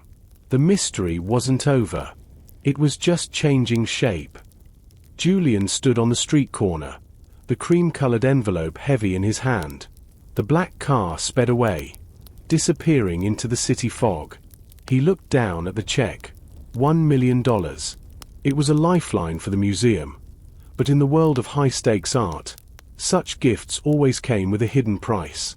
He returned to his small apartment, a space filled with ceiling-high bookshelves and the faint scent of old parchment. He couldn't sleep. The image of the silver owl from the photograph burned in his mind. He knew that statue. It was rumored to be the twin of the heir.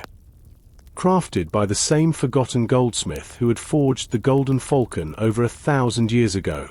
At exactly 2 a.m., his telephone rang. The sound was jarring in the silence of the room. "Mr. Julian." A voice whispered. It was a woman's voice, cultured and steady, but with an edge of urgency. "I believe you have my check." "Who is this?" Julian asked, sitting at his mahogany desk. "Call me the curator."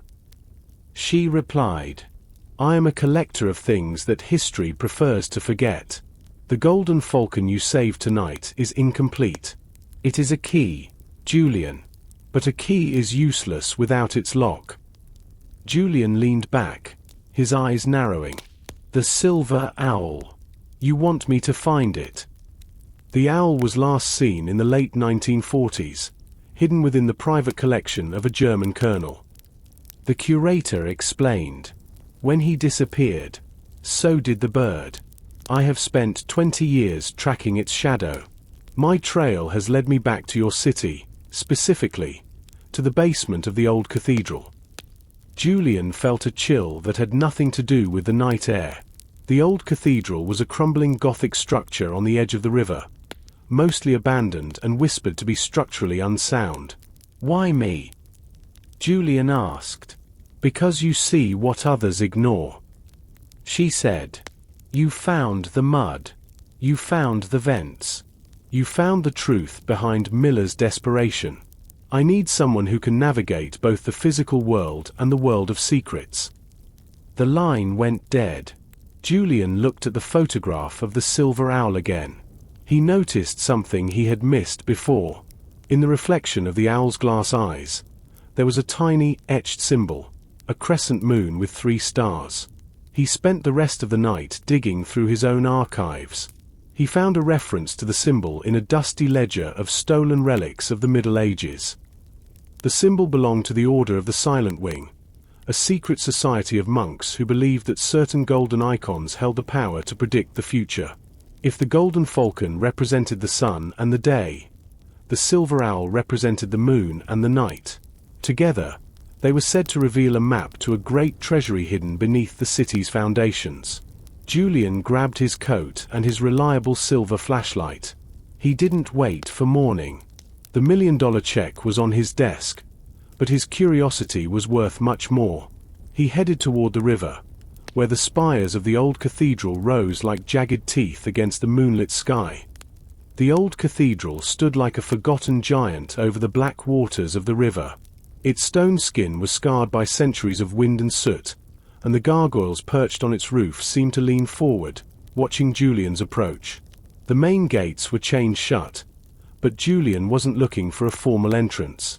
He followed the crumbling outer wall to a small, heavy door marked with the symbol of a broken cross, the old entrance for the bell ringers. The lock was ancient, but Julian's long fingers were practiced. The mechanism gave way. He stepped inside, and the air immediately changed. It was colder here, smelling of incense, damp earth, and the heavy weight of time. His flashlight beam cut through the darkness, dancing across dust motes that looked like tiny ghosts in the air. As he walked toward the center of the nave, the floor beneath his feet changed from wood to uneven flagstones. He stopped in front of the great altar. Above it, a massive stained-glass window depicted a scene of a night sky, though most of the blue glass had been replaced by plywood years ago. The basement of the old cathedral. Julian whispered to the empty space. His voice didn't echo. It seemed to be swallowed by the shadows. He consulted the photograph from the curator. He wasn't looking for a statue sitting on a pedestal. He was looking for a place. In the bottom corner of the photo, he noticed a shadow that looked like a specific architectural feature, a Romanesque arch with a weeping angel. He found the archway in the north transept. The stone angel was beautiful and tragic, its face hidden in its hands. Julian knelt at its feet. He shined his light on the floor directly beneath the angel's toes. There, hidden under a layer of grime, was the same crescent moon and 3-star symbol.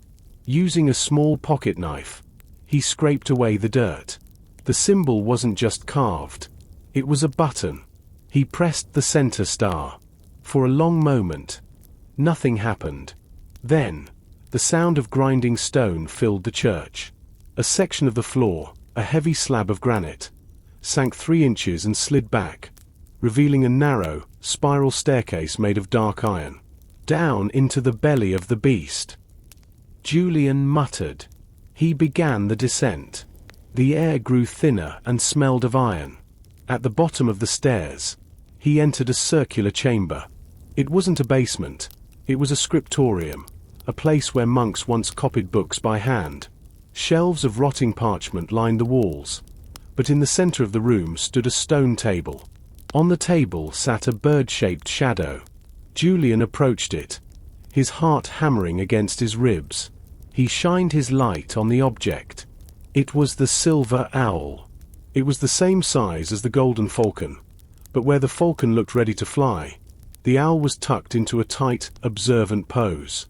Its eyes were not red stones, but clear, polished diamonds that caught the flashlight's beam and threw 100 tiny rainbows against the dark walls. Suddenly, Julian heard a sound from the stairs behind him. A soft, rhythmic tapping, the sound of a cane on metal. "It is a masterpiece, isn't it, Mr. Julian?" A voice called out. It was a man's voice, deep and smooth as velvet. Julian turned. Standing at the bottom of the stairs was a man in a perfectly tailored white suit, holding a silver-headed cane. He didn't look like a thief. He looked like a king. "Who are you?" Julian asked, keeping the owl between himself and the stranger. "I am the man who bought your expertise."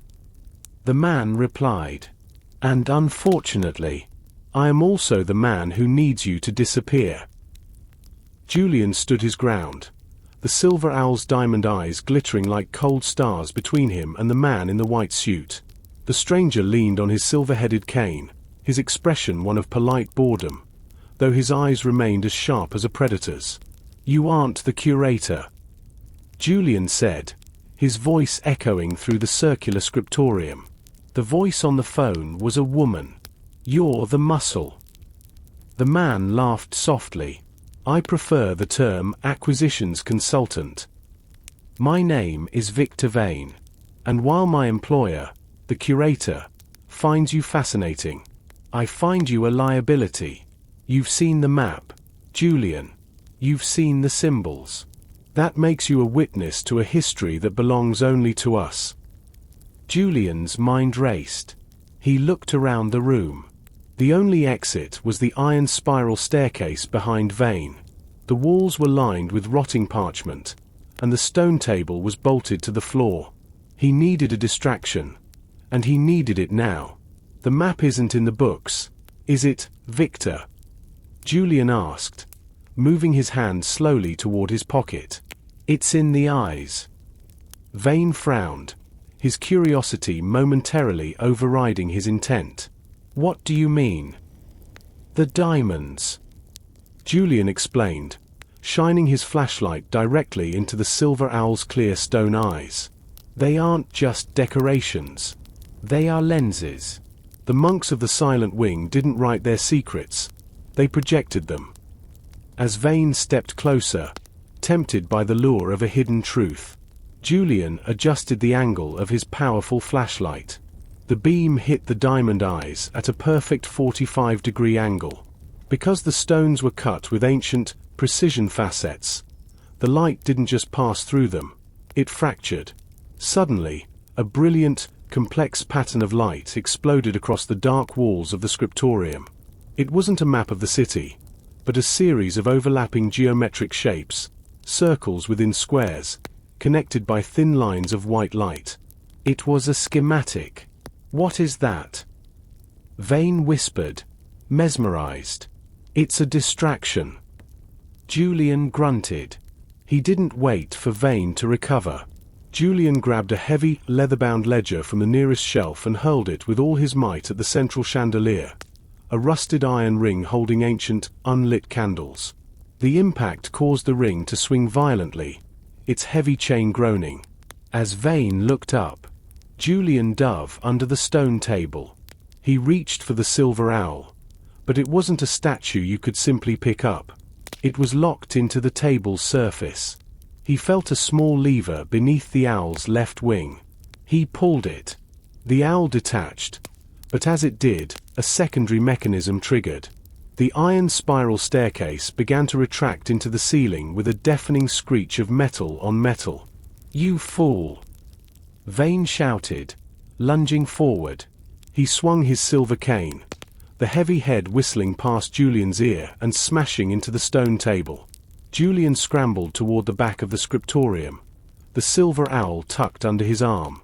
He had noticed a small drainage grate in the floor earlier, wet with river water. If the water could get in, he could get out.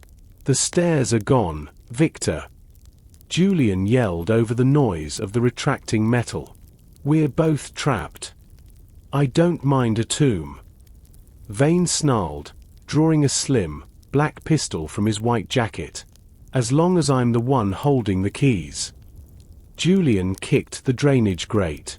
It was rusted and loose. He dropped his flashlight into the hole, seeing a narrow tunnel filled with a few inches of murky water. It led toward the river. Without a second thought, Julian squeezed into the darkness just as a bullet sparked off the stone where his head had been a second before. The tunnel was a throat of stone, narrow and slick with the accumulated grime of a century. Julian slid through the muck, the silver owl pressed against his chest like a frozen heart. Behind him, the sound of Vane's muffled curses echoed down the pipe, followed by the sharp, metallic action of the grate being kicked aside. Vane was coming. Julian turned off his flashlight. In the absolute darkness, his other senses sharpened. He could hear the rhythmic movement of water against the tunnel walls further ahead. The river was close. He could smell the brackish scent of the harbor and the sharp tang of rusted iron. He moved by touch, his fingers grazing the rough-hewn blocks of the cathedral's foundation. After what felt like an eternity of crawling, the tunnel widened into a small, vaulted junction where three pipes met. Julian huddled in the corner of the dry ledge, his heart hammering a frantic rhythm against his ribs. He needed to check the artifact. If Vane was willing to kill for it, the owl was more than just silver and diamonds. He risked a quick flicker of his light. The silver owl sat in his lap, its diamond eyes dark without a direct light source.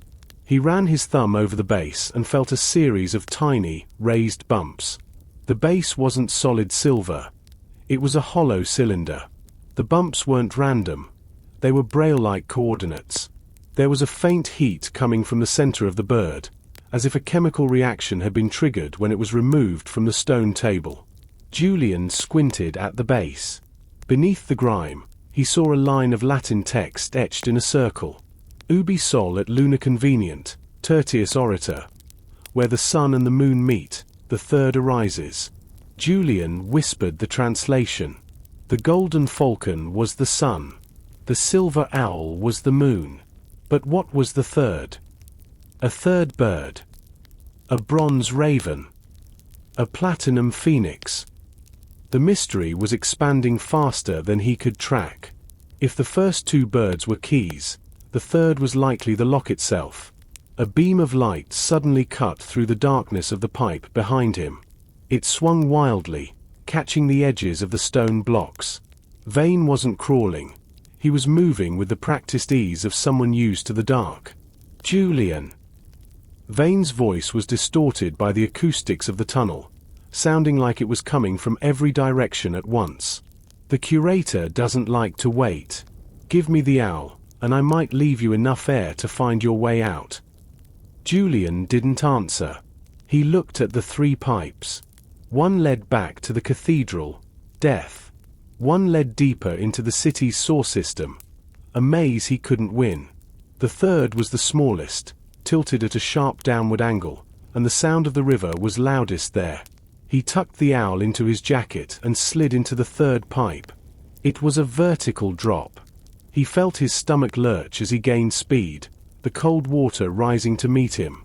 He burst through a screen of heavy ivy and plunged into the freezing, oily waters of the river. He surfaced 10 meters from the shore, gasping for air. The fog was thick, a grey blanket that hid the world. Above him, on the stone embankment of the cathedral, a white-clad figure stood looking out into the mist. Vane looked like a ghost, silent and vengeful. Julian stayed low, swimming silently toward a line of rotting wooden piers. He had the owl, but he was now a hunted man in a city that felt smaller by the second. The river water was a cold needle against Julian's skin, a sharp reminder that the city's beauty often hid a lethal chill. He scrambled onto the muddy bank, his breath coming in ragged gasps that turned to mist in the freezing air. He couldn't go back to his apartment. Vane would surely have it watched. He couldn't go to the police. The curator had already proven their reach was long and their pockets deep. There was only one person in this city who understood the language of ancient gears and hidden levers. Elias Thorne was a man who lived in the spaces between seconds. His shop, tucked away in a narrow alley behind the old textile district, was a graveyard of ticking hearts. As Julian approached the weathered green door, the sound of 1,000 clocks seemed to vibrate through the brickwork. Julian knocked a specific rhythm. 3 fast, 2 slow. After a moment, a heavy bolt slid back, and the door opened.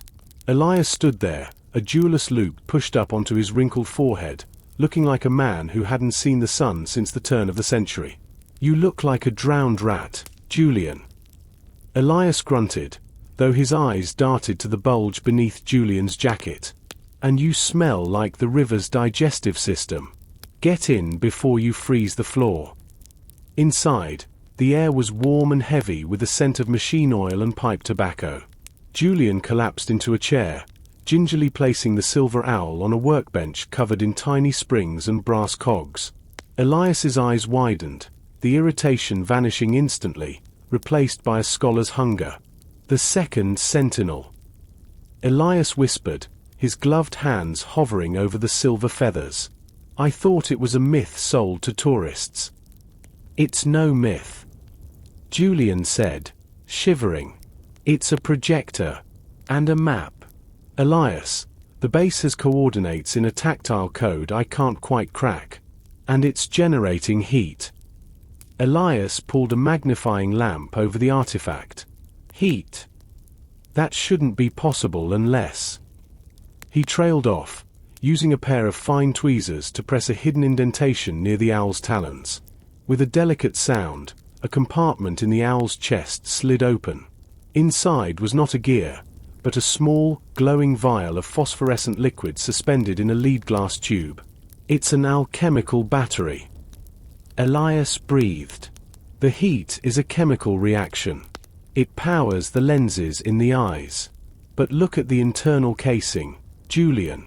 There are notches here, male connectors. Connectors for what? Julian asked. For the third sentinel. Elias replied, his face turning pale. The Golden Falcon is the power. The Silver Owl is the sight. But they are useless without the Bronze Raven, the heart. The Raven contains the actual gitrain that locks these three together. Julian leaned forward, his wet clothes forgotten. Where is the Raven, Elias? Elias turned to a massive, hand-drawn map of the city's 17th century layout. He placed a compass on the cathedral and another on the museum. He drew a line between them, then bisected it with a third point. If the monks followed the rule of three, the Raven won't be in a church or a palace. Elias said, it will be in the iron foundry ruins, the place where the metal was birthed. Suddenly, the shop grew quiet, too quiet. The rhythmic ticking of the clocks seemed to falter. A dark, sleek car pulled into the alleyway outside, its headlights cutting through the grime of Elias's windows like twin blades. They found me. Julian whispered, reaching for the owl. No. Elias said, grabbing a heavy iron key from the wall. They found us. Take the back lift to the roof. Don't look back, Julian. If they get the heart, the city becomes their vault. The back lift of Elias's shop was a cage of rusted iron and screaming cables. It groaned as it ascended, every vibration rattling Julian's teeth. Below, the muffled sound of a door being kicked off its hinges echoed up the shaft. Victor Vane didn't knock. He dismantled. Julian clutched the silver owl to his chest. The faint warmth of its alchemical battery seeped through his damp shirt like a small, artificial fever. He burst onto the roof. The city stretched out before him, a tapestry of wet slate and flickering orange streetlights. The rain had turned into a fine, freezing mist that clung to his eyelashes.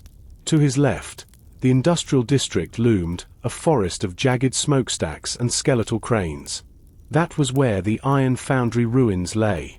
Julian looked back at the lift. The cables were twitching. Someone was coming up. He scanned the gap between Elias's shop and the neighboring warehouse. It was roughly 3 meters, a distance that seemed manageable on a gym floor, but terrifying 4 stories above a cobblestone alley. The roof was slick with algae and ice. He was carrying a priceless, weighted artifact, kinetic energy and a complete lack of better options. He took a deep breath, ignored the protesting ache in his lungs, and sprinted. Just as his foot hit the edge of the parapet, a gloved hand gripped the top of the lift cage behind him. Julian jumped. For a heartbeat, he was weightless, a solitary figure suspended against the backdrop of a dying industrial age. He slammed into the opposite roof, his fingers clawing at the gravel. He's on the move. A voice barked from behind. A flash of white. Vane's signature suit emerged onto the roof he had just vacated. Julian didn't look back. He scrambled to his feet and began a frantic descent down a fire escape, the metal ringing like a dissonant bell under his boots. As he reached the street level, the architecture began to shift. The elegant brickwork of the textile district gave way to the brutalist steel and soot-stained concrete of the foundry. This place was a ghost of the city's past, where iron had been poured into the molds of progress. Julian ducked behind a rusted boiler. He pulled out the owl, checking the internal compartment Elias had opened. The phosphorescent glow was pulsing now, rhythmic like a heartbeat. The heart. Julian whispered. He remembered the formula Elias had mentioned. He wasn't just looking for a bird. He was looking for the missing piece of a machine. The curator didn't want the art for its beauty. She wanted the machine for its function. But what did a 1,000-year-old machine do in 2026?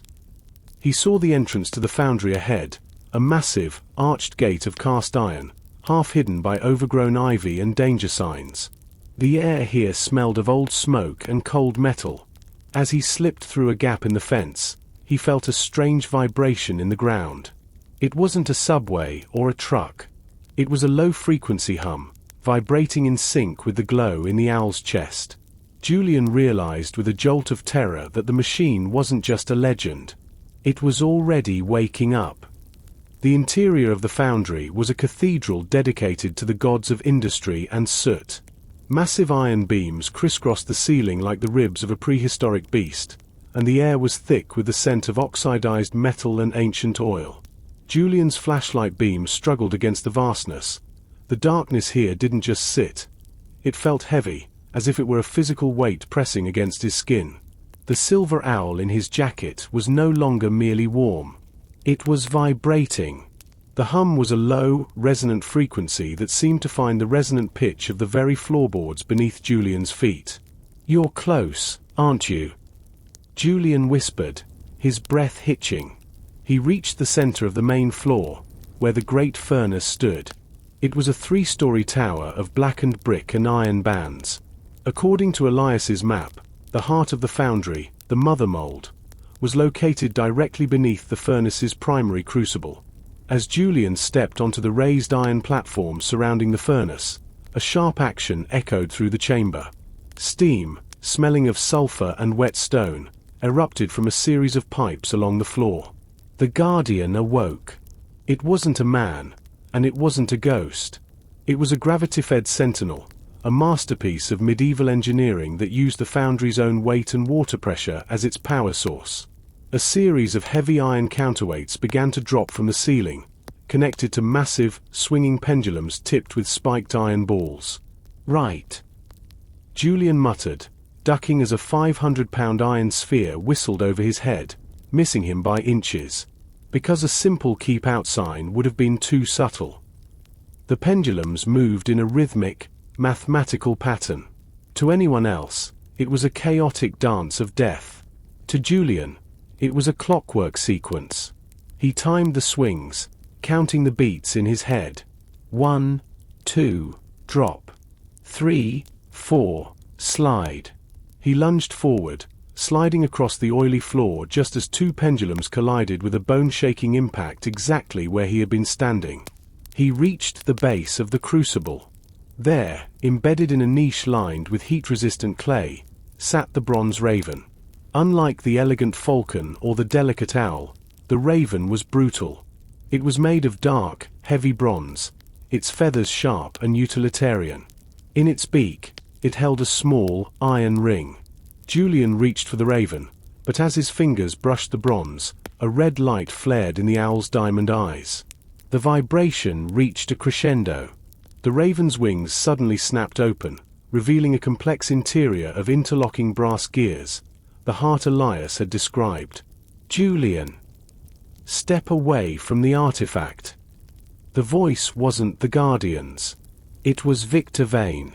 He stood at the edge of the platform, his white suit now stained with soot, his pistol aimed directly at Julian's chest. The swinging pendulums didn't seem to bother him. He moved with the cold precision of a man who had memorized the sequence. "The raven belongs to the curator," Vane said, his finger tightening on the trigger. "And the machine requires all 3 pieces to function. You've done the hard work of bringing the sight to the heart. Now, be a good boy and hand them over." Julian looked at the raven, then at the owl, and finally at Vane. He realized the machine wasn't just a map. It was a resonance generator. If he put them together here, in the center of this iron-ribbed chamber, he wouldn't just find a treasury. He would trigger something that hadn't been felt in 1,000 years. Victor Vane's smile was as sharp and cold as the barrel of his pistol. He reached into his soot-stained white jacket and pulled out a heavy, lead-lined velvet bag. With a flourish, he produced the Golden Falcon. Its red stone eyes seemed to mock Julian, catching the dim, orange flicker of the foundry's dying embers. "You thought the police were competent, Julian." "Please," Vane sneered. "The armored van didn't even make it 3 blocks before my team intercepted it. Now, the power and the sight are in the same room. All we need is the heart." Julian looked at the bronze raven still perched in its clay-lined niche. He felt the silver owl vibrating in his hands, its frequency rising until it was a literal sting against his palms. He realized that if he handed over the owl, Vane would have everything. But if he didn't, Vane would simply shoot him and take it anyway. Julian's mind, ever the academic, flashed to the physics of the situation. This wasn't magic.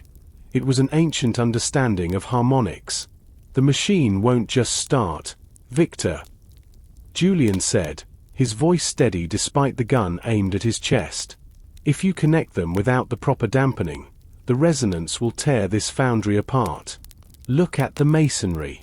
It's already cracking. A risk the curator is willing to take. Vane replied. Now, place the owl into the raven's wings. Slowly. Julian stepped toward the raven. He felt the heavy gaze of the pendulums swinging behind him. As he brought the silver owl closer to the bronze raven, the two metals began to hum in a dissonant chord.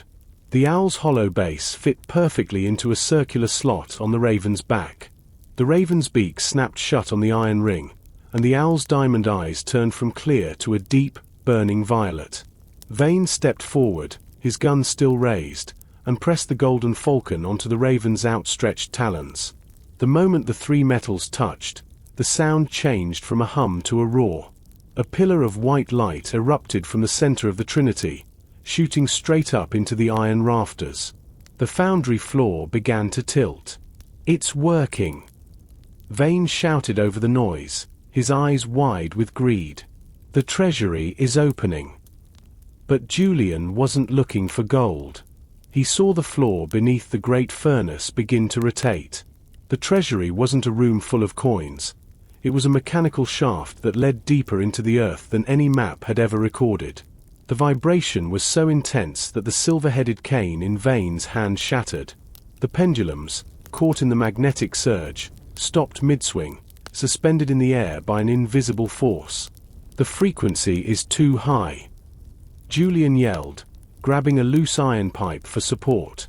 We have to decouple them. Never! Vane screamed. The floor gave way. The fall was not a plummet into death, but a violent, sliding descent down a polished spiral ramp of obsidian. Julian and Vane were tossed like dice in a cup, the trinity of metal still fused and screaming with violet light between them. The friction of Julian's wool coat against the stone created a smell of scorching fabric, and the air grew thick with the scent of ancient ozone and chilled groundwater. They hit the bottom with a bone-jarring impact. Julian rolled across a floor that felt like smooth glass, his glasses sliding across the dark surface. He scrambled for them, his fingers trembling, and shoved them back onto his face just as the light from the Trinity began to fade, settling into a low, rhythmic pulse. They were no longer in a foundry. They were in the Kronos Vault, a cavernous hall carved directly into the tectonic bedrock of the city. The scale was staggering. Above them, a ceiling of massive, interlocking brass gears, some the size of houses, stayed perfectly still, suspended by magnetic levitation. The walls were lined with thousands of crystal cylinders, each containing a shimmering, silver vapor. The centerpiece was a massive, obsidian sphere held in a cradle of copper wire. The atmosphere was a temperature-controlled 12 degrees Celsius, perfectly preserved for a millennium. Where is the gold? Vane's voice cracked. He stood up, his white suit shredded, his face bruised. He ignored the architectural marvels, his eyes darting frantically around the shadows. Where is the treasury, Julian? Where are the coins? The ingots? Julian stood up slowly, clutching his side. He looked at the crystal cylinders. You don't understand, Victor. The Order of the Silent Wing weren't bankers. They were archivists. This isn't a treasury of wealth. It's a treasury of time. Julian approached the central sphere. He saw a series of slots on its surface, shaped exactly like the talons of the bronze raven. The gold and gems were just the casing. Julian explained, pointing to the silver vapor in the cylinders. Those are liquid memory. The The monks found a way to store human consciousness and historical data into a stable, alchemical medium. This is a library of the ancient world. The lost cures, the true history of the kings, the maps to the stars. Vane laughed, a high, desperate sound. Information. You're telling me I've spent millions of the curator's money for a library? She wanted a weapon. She wanted the power to predict the markets, to control the future. That is exactly what this is. Julian countered. But it's not for sale. Look at the energy readings. He pointed to a small gauge on the raven's chest. The entropy of this system is perfectly balanced. Julian said, if you try to remove a single cylinder without the proper sequence, you'll trigger a thermal runaway.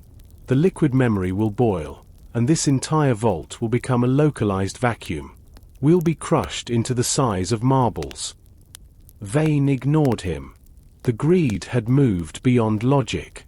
He lunged for the central sphere, reaching for the trinity of metal to pull it free. If the curator can't have the future, she'll settle for the scrap metal. Vane roared. The moment his hand touched the obsidian, the gears in the ceiling groaned. A single, massive brass tooth broke off and plummeted toward the floor. The falling brass tooth had shattered upon impact, sending shards of metal flying like shrapnel. One jagged piece sliced through Vane's sleeve, but the man didn't flinch. His eyes were fixed on the trinity of metal, which was now vibrating so violently it appeared blurred. The obsidian sphere began to rotate, its surface humming with a deep, subsonic frequency that Julian felt in his marrow. "Get back! Victor!" Julian shouted, shielding his face from the sparking copper wires. The magnetic levitation is failing. If those gears drop, this vault becomes a tomb before we can even blink. Vane ignored him, his fingers clawing at the bronze raven. The curator promised me a legacy. Julian. I'm not leaving with a history lesson. The resonance cascade. The temperature in the room began to climb. The liquid memory in the crystal cylinders started to boil, the silver vapor turning into a chaotic, swirling storm. Julian realized that the Trinity wasn't just a key to open the vault.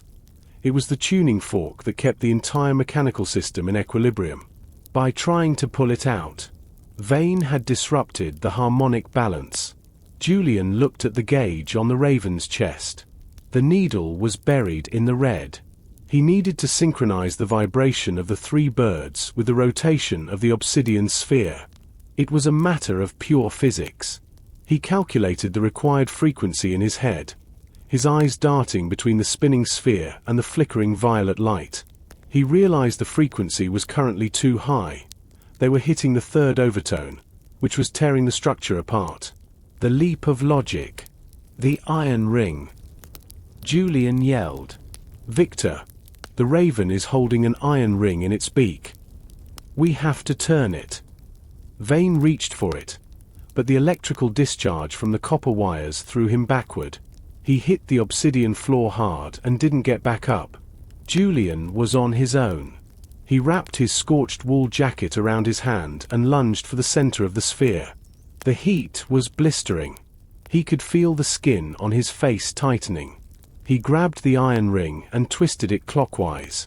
It didn't budge. He remembered the Latin inscription, where the sun and the moon meet. He didn't need to turn it. He needed to align it.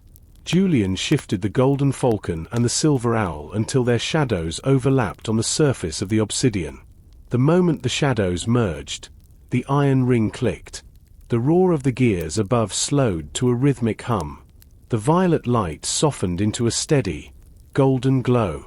A Pyrrhic victory. The stabilization was immediate, but the cost was high. The central sphere stopped rotating, but a small hiss indicated that one of the liquid memory cylinders had cracked. A thin trail of silver vapor began to leak out, coiling around Julian's feet like a living thing. As the vapor touched him, Julian didn't feel cold. He felt everything. For a split second, he saw the face of the goldsmith who forged the birds. He felt the fear of the monks as they hid the vault from an invading army. It was an overwhelming surge of data, 1,000 years of human experience compressed into a heartbeat. He collapsed, his mind reeling. Julian. Vane groaned from the floor. The man was broken, but his hand was still reaching for the bird. The birds. Forget the birds. Victor. Julian whispered, his head spinning. The vault is leaking. If we don't get out now, we're going to be part of the archive. Suddenly, a hidden door in the back of the vault, one not controlled by gears, but by a simple counterweight, slid open. A woman stood there, silhouetted against a dim green light. She wasn't carrying a gun. She was carrying a tablet. Impressive work, Mr. Julian, she said. The voice was unmistakable. It was the curator. The curator stepped out of the shadows with a grace that felt entirely out of place in the crumbling vault. She was taller than she had sounded on the phone, dressed in a charcoal-colored suit that seemed to absorb the dim violet light. Her hair was pulled back into a severe, silver-streaked bun, and her eyes, a startling, piercing grey, scanned the chamber with clinical precision.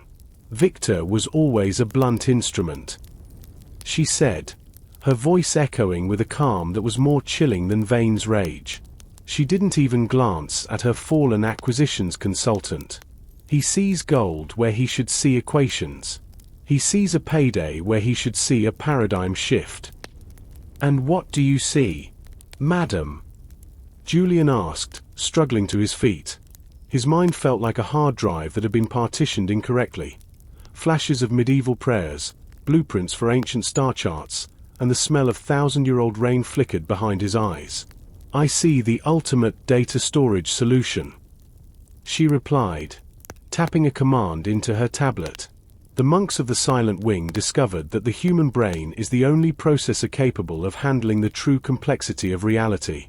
They didn't just record history, they encoded the experience of it into the silver vapor. She gestured toward the leaking cylinder.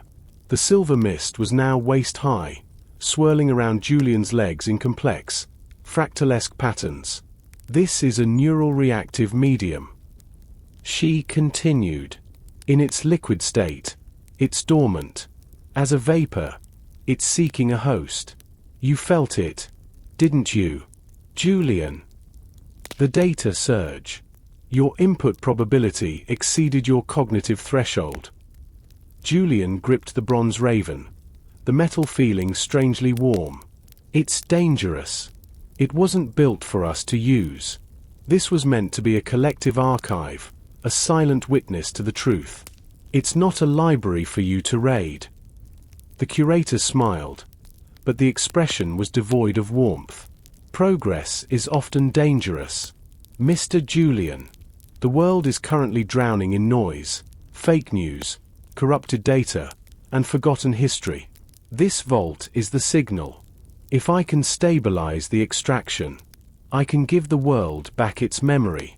Or, more accurately, I can choose which memories the world is allowed to keep. You want to edit the past, Julian whispered, his horror mounting. I want to curate it, she corrected. And I want you to help me. Vane is a failure, and my other collectors lack your sensitivity to the artifacts.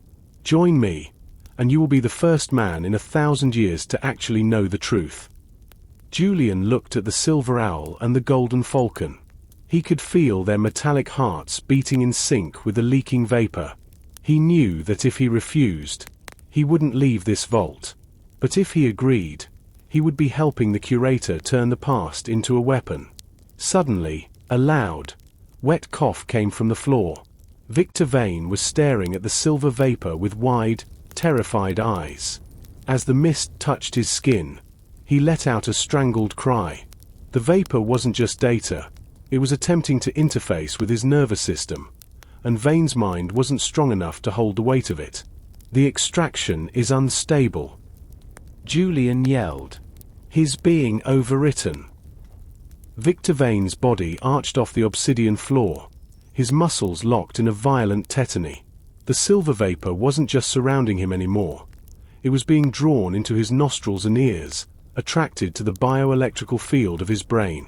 His eyes rolled back, flashing with rapid-fire images, monastic scripts, celestial alignments, and the brutal heat of a 1,000-year-old forge. He was being drowned in a sea of information he lacked the capacity to process. He's reaching the threshold, the curator remarked, her voice flat. She adjusted a slider on her tablet. In approximately 40 seconds, his neural pathways will suffer irreversible cauterization. The data is seeking a ground, and Victor is the only conductor available. He's a human being, not a lightning rod. Julian shouted. He looked at the trinity of metal. The artifacts were still fused, glowing with a restless violet light. If the vapor was a signal, the trinity was the antenna.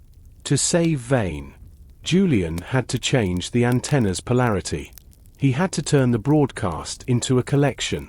The physics of mercy. Julian remembered the configuration of the bronze raven. Its wings weren't just for show. They were heat sinks and magnetic baffles. He reached into the chaotic aura of the artifacts, his skin prickling with static discharge. He ignored the stinging pain and grabbed the raven's wings, forcing them to fold inward. He needed to create a phase-shifted interference pattern. If he could align the artifacts to a frequency that was exactly out of phase with the leaking vapor, the signals would cancel each other out. Julian whispered the variables to himself, his fingers dancing over the gears. He adjusted the silver owl's head, tilting it until its diamond eyes focused on the cracked cylinder. Then, he tapped the Golden Falcon's tail feathers, triggering the internal alchemical battery to surge. "What are you doing?" the curator asked, her grey eyes narrowing. For the first time, a flicker of uncertainty crossed her face. "I'm creating a vacuum." Julian grunted. The reabsorption. The trinity began to hum a new, deeper note. It wasn't the roar of a machine anymore. It was the rhythmic pulse of a lung. The silver vapor suddenly stopped flowing toward Vane. It shivered in the air, suspended between the dying man and the artifacts. With a sound like a sharp intake of breath, the mist began to spiral. It formed a miniature cyclone, the tip of which touched the bronze raven's open beak. The liquid memory was being sucked back into the containment system of the Trinity. Vane collapsed back onto the floor, his breathing shallow and ragged. The silver glow faded from his skin, leaving him pale and shivering, but alive.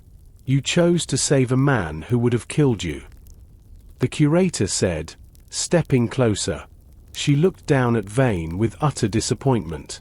"You wasted a priceless data event for a failed consultant." "Why?" Julian. "Because the data doesn't mean anything if we lose our humanity in the process," Julian replied, clutching the trinity. His hands were shaking, but his grip was firm. "The monks didn't build this to replace us. They built it to remind us who we were." A sentimental view. She sighed. She raised her tablet, and a series of hidden wall panels slid open, revealing 4 drones equipped with high-intensity pulse rifles. "But sentiment is a luxury of the UN evolved. I'll take the artifacts now." "Julian, you've proved their stability. I no longer need the expert to be conscious." Julian looked at the drones, then at the half-conscious Vane, and finally at the darkened exit. He had saved the man, but he had trapped himself. The 4 drones hovered with a predatory whine, their optical sensors glowing a cold, lethal red. The curator stood behind them, her thumb hovering over the engage icon on her tablet. Julian felt the weight of the trinity of metal in his arms. It was no longer just a historical artifact or a data storage device. It was a high-frequency oscillator, and he was the only one who knew how to overclock it. The drones are synchronized via a low-latency mesh network, the curator explained, her voice amplified by the vault's acoustics. "They don't miss. Julian, give me the artifacts, and I will ensure your liquid memory is preserved in a private archive. Resist, and you become a footnote in a history I intend to rewrite. The electromagnetic gambit. Julian looked down at the Golden Falcon. Its alchemical battery was still surging from the previous reabsorption. He knew that if he could force the battery to discharge all its stored energy through the Silver Owl's diamond lenses, he could create a localized electromagnetic pulse. However, the math was precarious. To generate a pulse strong enough to fry the drone's flight controllers without killing himself or Vane, he had to calculate the inverse square law of the discharge. The problem with modern tech, madam, Julian said, his voice dropping to a gravelly whisper, is that it relies on silence. And this vault is about to get very, very loud. Julian didn't wait for her response.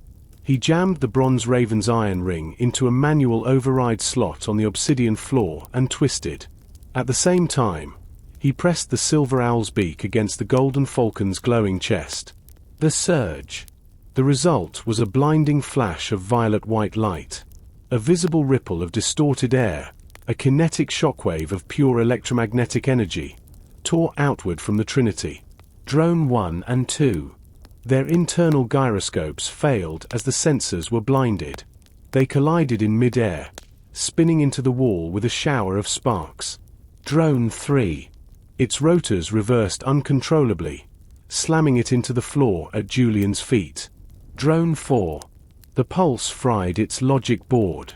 It drifted aimlessly for a second before its battery pack failed and died. The curator's tablet went black. She stared at the dead device in her hand, the first crack of genuine rage appearing on her face. You've destroyed $1 billion in proprietary hardware, Julian. Consider it a donation to the public interest. Julian retorted. The collapse.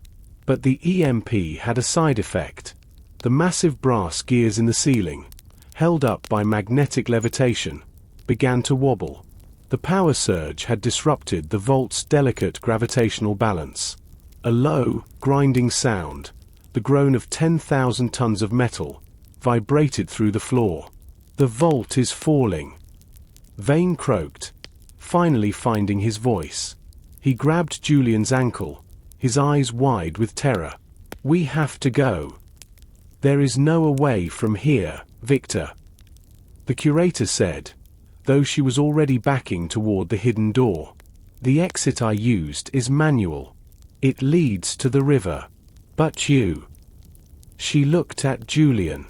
You are carrying the only thing that can stabilize the city's foundation. If you leave with those birds, the street above will collapse. Julian looked at the Trinity. He had a choice: stay and stabilize a machine he didn't fully understand, or flee and risk the lives of everyone in the district above. Elias said the raven was the heart. Julian whispered, but the heart doesn't just beat. It pumps. He saw a second slot near the obsidian sphere, a drainage port for the silver vapor. If he could plug the Trinity into the foundation itself, he might save the city, but he'd lose the artifacts forever. The ceiling was screaming. Great flakes of rust and ancient dust rained down like a dark snowfall as the massive gears began to tilt. Julian felt the vibrations through the soles of his boots, a rhythmic, sickening thud that signaled the failure of the magnetic stabilizers. The curator had already vanished through the manual exit, her shadow swallowed by the flickering green light of the escape corridor. Julian! Move! Vane shouted, pulling himself toward the door. The whole place is coming down. Julian looked at the trinity of metal. The Golden Falcon, the Silver Owl, and the Bronze Raven were no longer just statues. They were a living circuit, pulsing with a warm, amber light. He looked up at the ceiling. If the Gitrain collapsed, the displacement of mass would create a sinkhole that would swallow the old cathedral and 3 city blocks above it. The foundation port. He saw it, a deep, hexagonal socket at the very base of the obsidian sphere's cradle. It wasn't a lock for a door. It was a mechanical grounding rod. The monks didn't just store memory here. Julian realized. his voice barely audible over the roar of grinding metal. They used the resonance to reinforce the bedrock. The birds are the anchors. Julian knelt by the socket. The Trinity was heavy, but the magnetic pull of the port began to draw it in. He knew that once he seated the artifacts, the internal mechanisms of the vault would fuse them to the foundation. They would never be recovered. The history, the silver vapor, the liquid memory, it would all be sealed away to serve as a silent, structural ghost. The final alignment. He calculated the torque required to lock the mechanism. The gears above were now dropping at a rate of 5 centimeters per second. He had less than 20 seconds before the primary drive gear crushed the obsidian sphere. Julian threw his weight into the Trinity, shoving the base of the bronze raven into the hexagonal slot. The metal groaned, protesting the alignment. 10 seconds. The first gear brushed the top of the sphere, sending a shower of sparks across the room. 5 seconds. Julian felt the click. The Trinity settled into the floor. 2 seconds. He twisted the iron ring in the raven's beak one final time.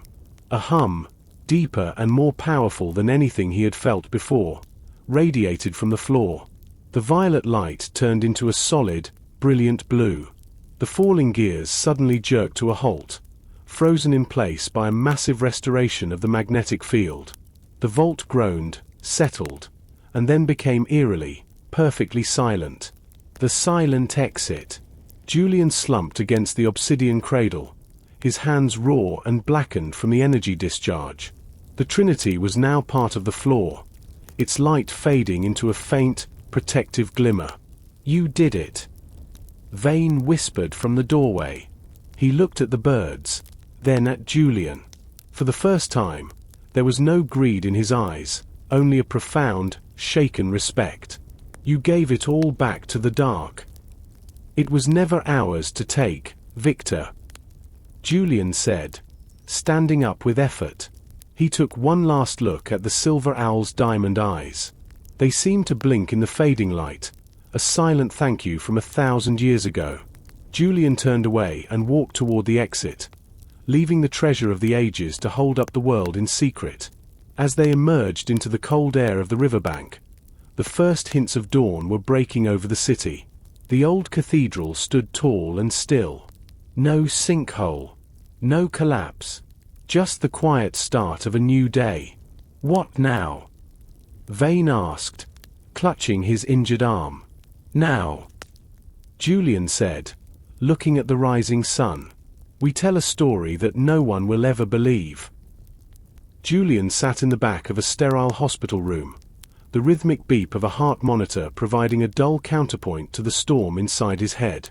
Victor Vane was behind a curtain 3 beds down, sedated and under police guard. But Julian wasn't thinking about the law or the narrow escape. He was thinking about the silver vapor. When the leak occurred in the vault, he had inhaled more than just ancient air. He had absorbed a fragment of the liquid memory.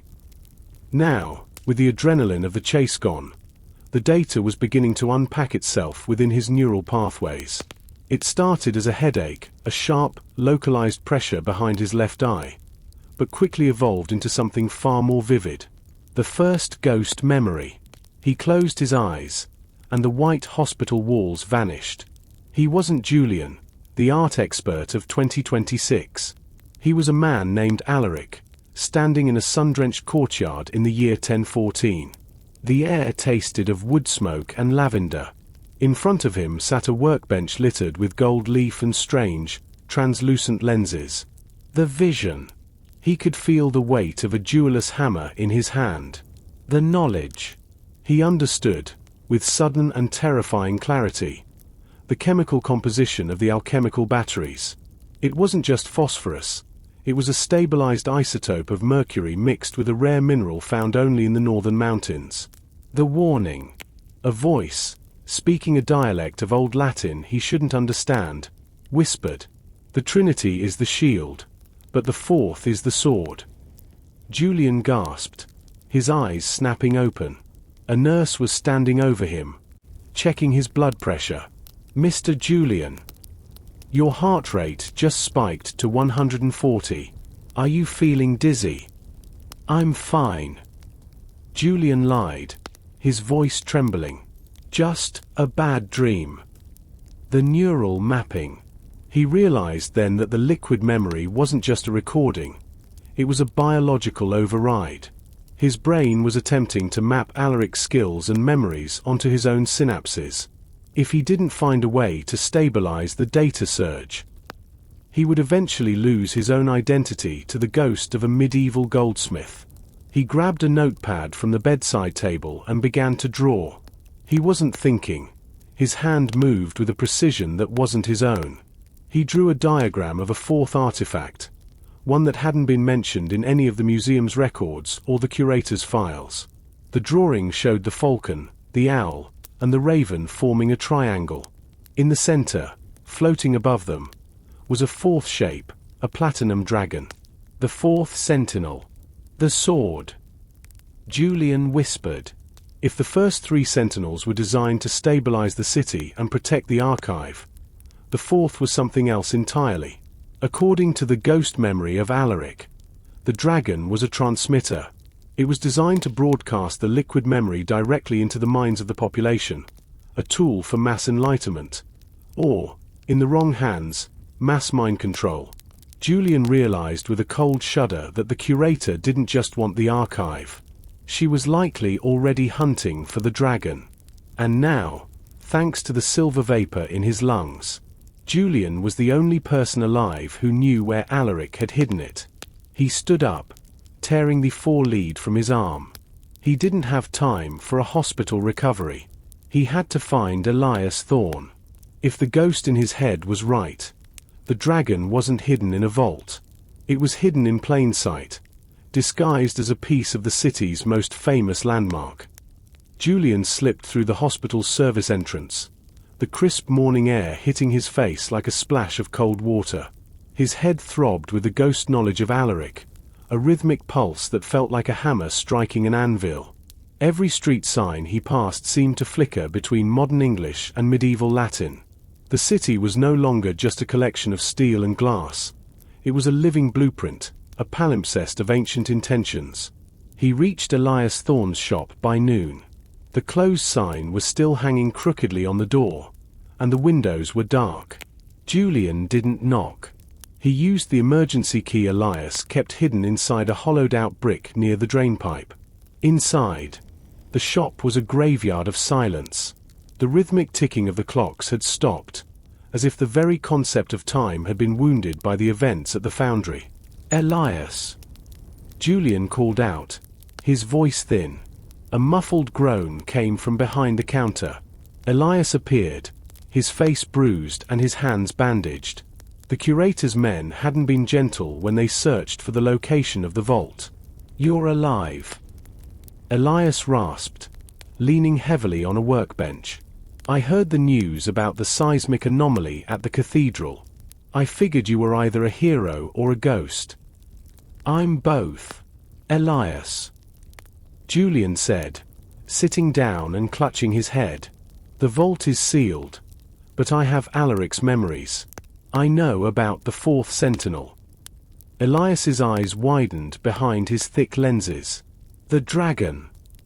"Julian, that's a myth within a myth. The sword of the Order. It was said to be the mouthpiece of the gods." "It's not a mouthpiece, it's a transmitter," Julian corrected. He pulled out the crumpled hospital notepad and smoothed it on the table. Alaric didn't hide it underground. He knew the earth would swallow things eventually. He wanted it to be at the highest point, where the signal could reach the entire valley. The celestial alignment. Julian pointed to the drawing of the platinum dragon. Its wings weren't designed for flight, but for wave propagation. According to the memory surfacing in his mind, the dragon functioned as a parabolic reflector, the great clock tower at the center of the university. Julian whispered, "The golden orb at the very top of the spire. It isn't solid brass, Elias. It's a housing." Elias looked at the map. The university was built on the ruins of the old monastery. If Alaric placed it there, it's been sitting above our heads for 1,000 years, hidden by the very architecture that was supposed to honor the order. We have to get there before the curator, Julian said, standing up too quickly. The room spun. You're in no condition to climb 1,000 stairs, Julian, Elias warned. The data surge is eating your nervous system. Look at your hands. Julian looked. His fingertips were stained with a faint, silvery tint, the residue of the liquid memory working its way through his capillaries. He wasn't just remembering Alaric. He was becoming the archive. If the curator gets the dragon, she won't just curate the past, Julian said, his voice dropping to a low, resonant tone that sounded like Alaric's. She will broadcast a single, unified reality into every mind in this city. She will become the only voice anyone ever hears. Elias grabbed his coat and a heavy set of master keys. Then we'd better start climbing. The university's great clock tower, known to students as Old Kronos, loomed over the campus like a giant's finger pointing toward the heavens. It was a masterpiece of Victorian ambition, built with dark red brick and white Portland stone. But as Julian and Elias stood at the base of the winding internal staircase, Julian didn't see the architecture of the 19th century. He saw the spectral outlines of the monastery that had stood here before, a structure designed not just to house monks, but to serve as a literal lightning rod for divine inspiration. 412 steps. Julian. Elias wheezed, adjusting his tool bag. My heart is older than some of the clocks in my shop. If I die on step 300, make sure my obituary mentions I was chasing a dragon. I'll make sure it says you were the only man brave enough to carry the keys. Julian replied, though his own voice sounded distant to his ears. The internal geometry. As they climbed, the temperature dropped, and the air grew thin, smelling of ancient grease and cold iron. Julian's vision continued to fracture. He could see the structural stress points of the tower, highlighted in a faint, silvery glow. The liquid memory in his system was mapping the environment in real time.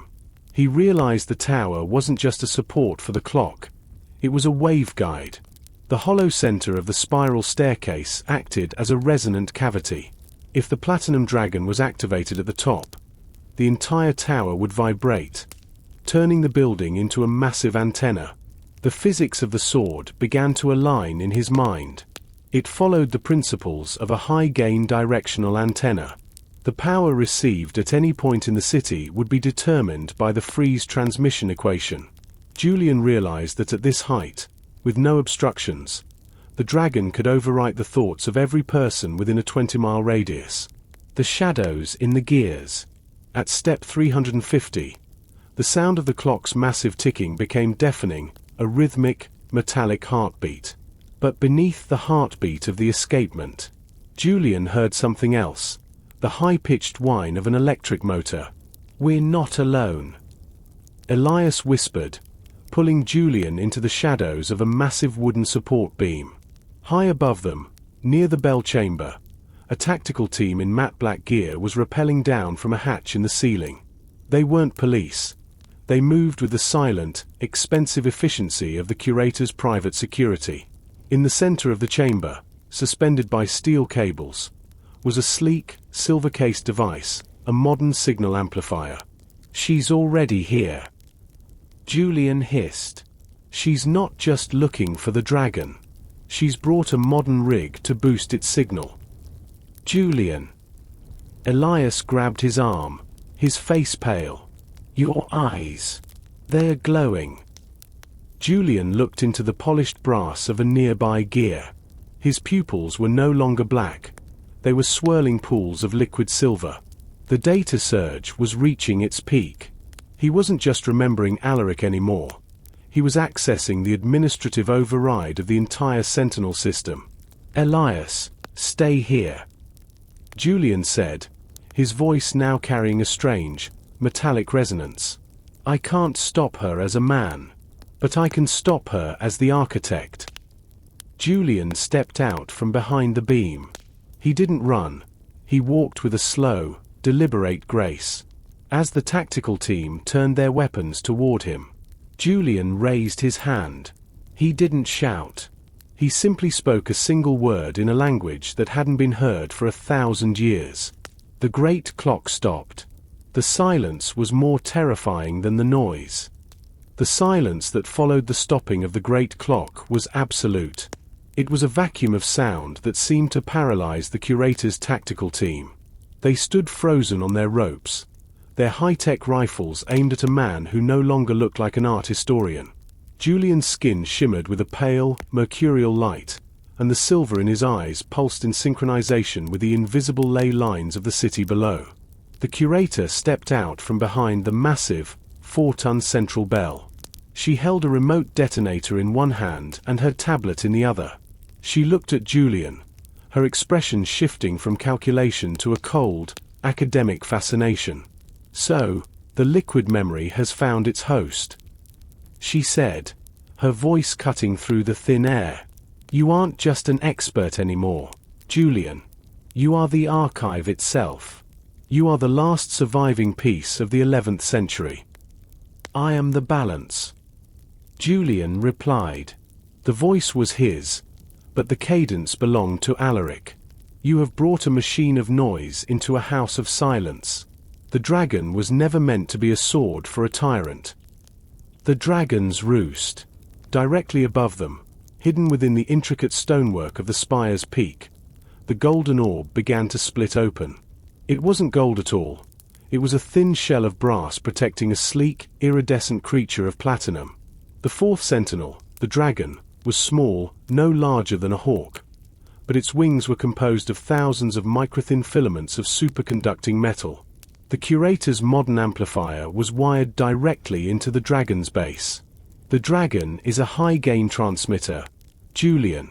With my amplifier, I can reach the subconscious of every person in the coastal region.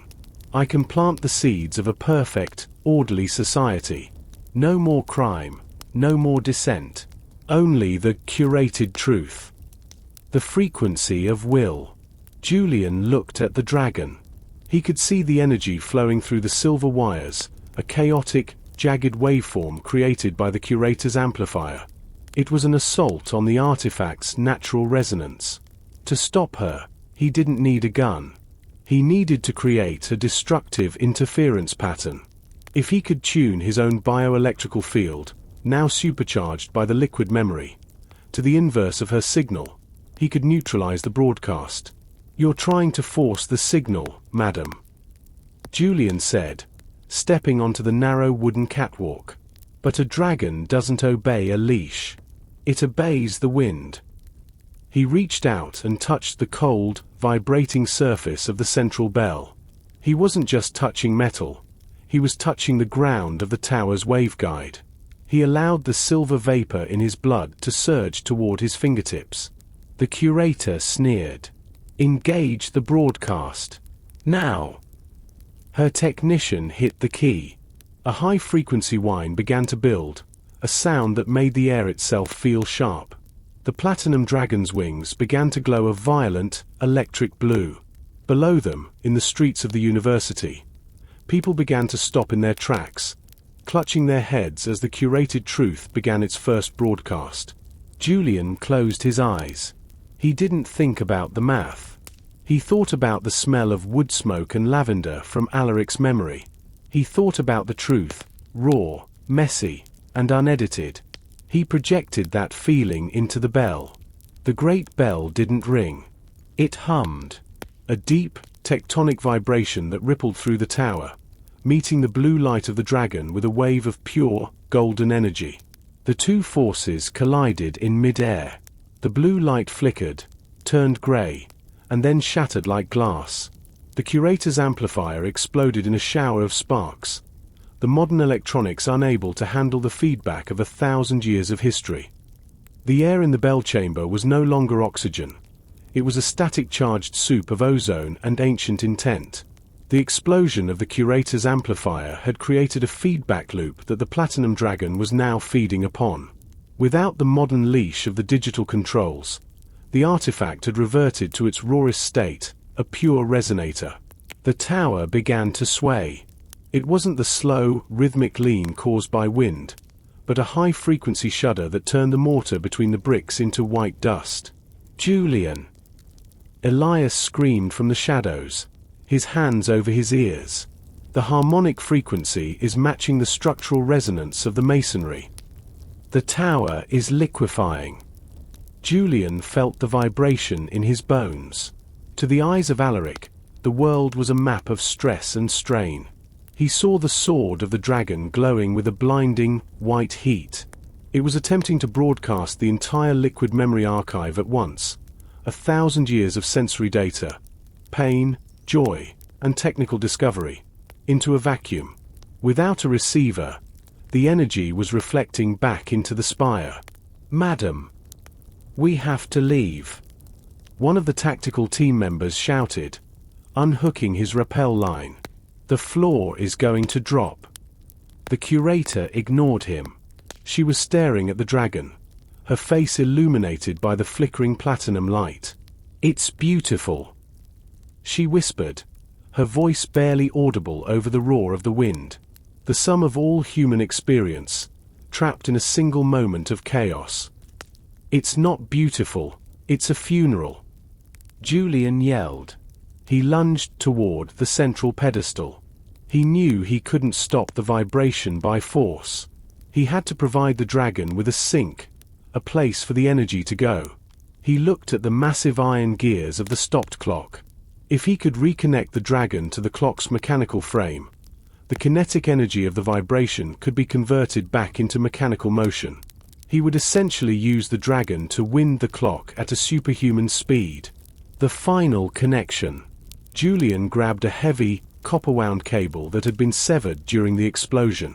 The silver vapor in his veins burned, his skin now glowing so brightly it was translucent.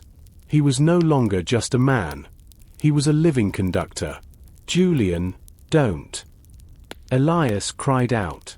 "The current will kill you."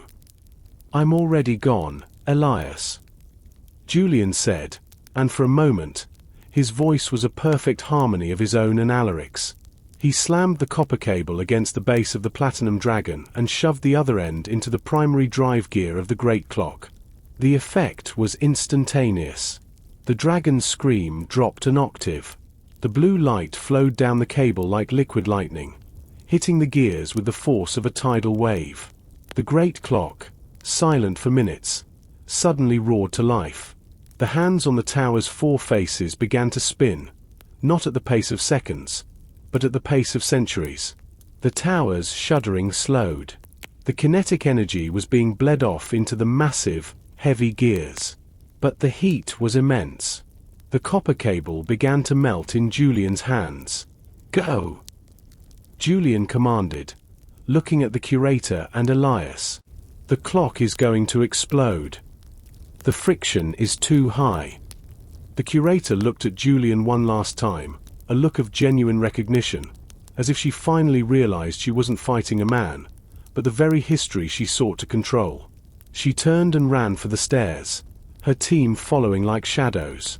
Julian held on, his vision fading into a sea of silver light. The dragon was almost empty. The tower was steady. But as the last of the energy left the artifact, the primary gear of the clock shattered under the immense centrifugal force. The explosion was not a roar, but a singular, bone-shaking crack that resonated through the heart of the university. For a moment, the night sky above the great clock tower was illuminated by a halo of violet light, as if a star had briefly descended to perch upon the spire. Then, there was only the sound of falling masonry and the distant, rhythmic tolling of a single, damaged bell.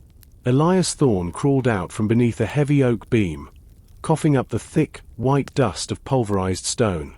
The air was frigid and unnervingly still. The great clock, the heartbeat of the campus, was dead. Its four faces were shattered, the hands frozen at a time that existed only in the chaotic mathematics of the resonance. "Julian!" Elias called out, his voice cracking. "Julian!" The wreckage of time. The bell chamber was a scene of industrial carnage. The primary drive gear, a massive circle of forged iron, had disintegrated into thousands of jagged shards. The copper cable Julian had held was gone, replaced by a scorched, branching pattern on the floor, a Lichtenberg figure etched into the wood by the massive electrical discharge. In the center of the room, the platinum dragon sat silent. Its iridescent wings were no longer glowing. They were dull and grey, like old lead. The alchemical battery was drained, and the sword of the Order was once again just a cold piece of metal. But of Julian, there was no physical sign. No body, no scorched clothing, only a faint, shimmering trail of silver vapor that clung to the floor like morning mist. The law of conservation. Elias knelt by the spot where Julian had stood. He knew that energy could not be destroyed, only transformed. Yet, the smell in the air wasn't that of burned flesh. It was the scent of wood smoke and lavender.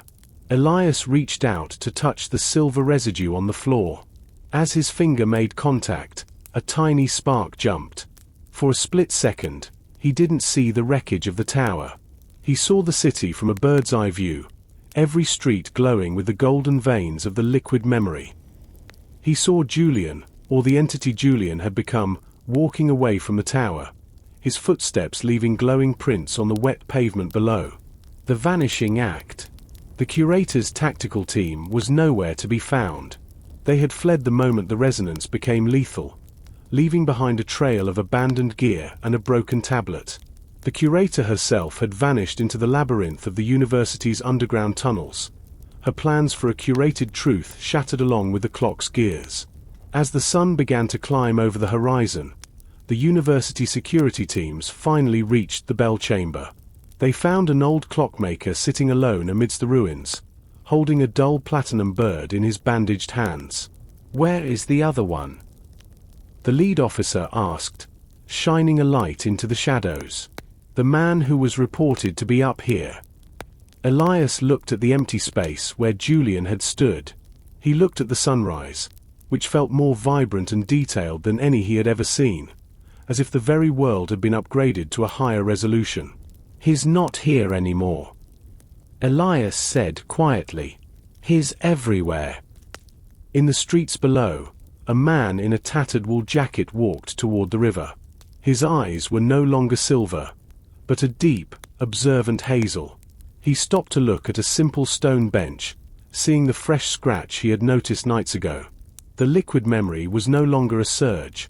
It was a quiet library in the back of his mind. Julian was still Julian, but he was also the guardian of the archive, and he knew that while the dragon was silent, the story was far from over. The city was no longer a collection of mere concrete and glass to Julian. It was a living palimpsest. As he walked along the riverbank, the modern skyline flickered like a weak signal, momentarily replaced by the wooden piers and thatched roofs of the 11th century. He saw the ghosts of ships that had sunk 800 years ago, their hulls glowing with the same silver luminescence that now resided in his own neural pathways. The liquid memory had settled. It was no longer an aggressive surge but a vast, silent library.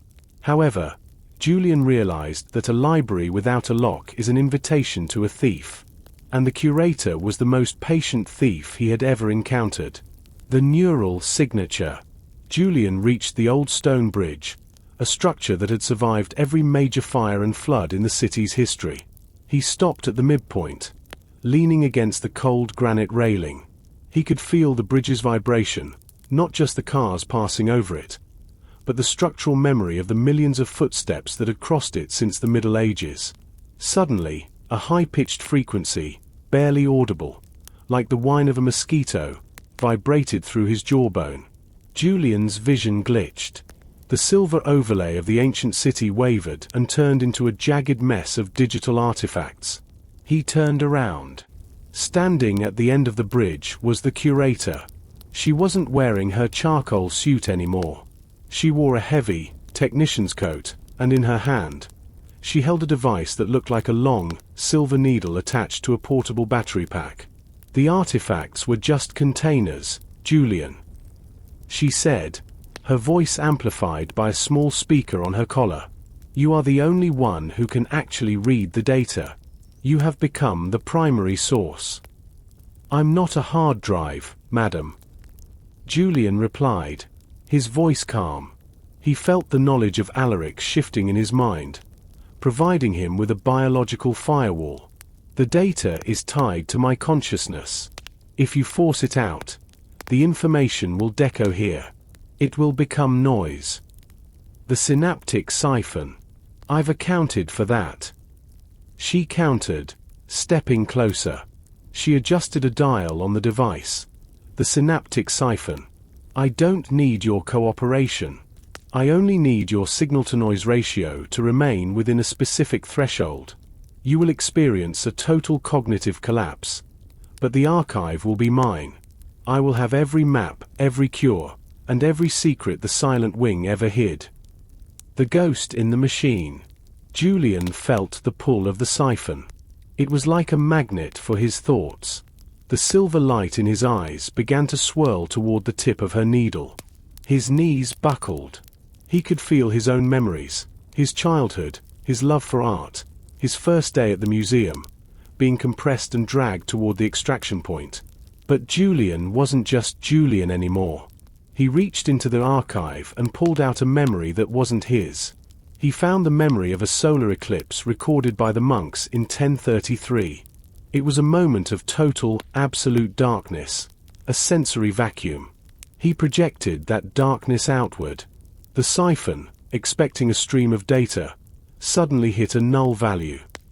The device screeched, its sensors overwhelmed by the sudden absence of signal. The curator stumbled, the feedback from her own machine sparking against her glove. "The past isn't just a record of what happened," Julian whispered, standing up as the silver light returned to his eyes. "It's a record of what was lost. And some things are meant to stay lost." The curator didn't look defeated. As she nursed her singed hand, a thin, triumphant smile pulled at the corners of her mouth. She dropped the smoking synaptic siphon into the river, watching it vanish into the black water. "You're right, Julian," she panted, her voice tight with a strange excitement. "The past is a record of what was lost. But the present is a record of location." Julian felt a cold prickle at the base of his skull. The null value he had projected hadn't just jammed her machine. It had forced his neural signature to peak at a specific, unique frequency. He hadn't just defended himself. He had accidentally broadcasted his IP address to every receiver she had hidden in the city. The triangulation net. He looked up at the skyline. The red lights of the city's cellular towers were blinking in a new, rapid rhythm. The curator hadn't just brought a needle to a gunfight. She had brought a global positioning net. The siphon was a tagger. Julian whispered, his silver eyes darting as he visualized the invisible beams of light now intersecting on his chest. "Precisely," the curator said, stepping back into the shadows of a waiting black SUV. "You are now the most visible object in the electromagnetic spectrum. Every 5G array and satellite uplink in this district is tuned to the Julian frequency. I don't need to chase you. I just need to wait for the grid to reel you in." If he stayed on the streets, the signal would eventually become strong enough to lock his mind, turning him into a remote-controlled node in the curator's network. He was a living antenna, and the city was trying to tune in.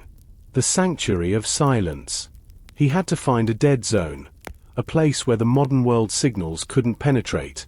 He thought of the university, the cathedral, and the foundry.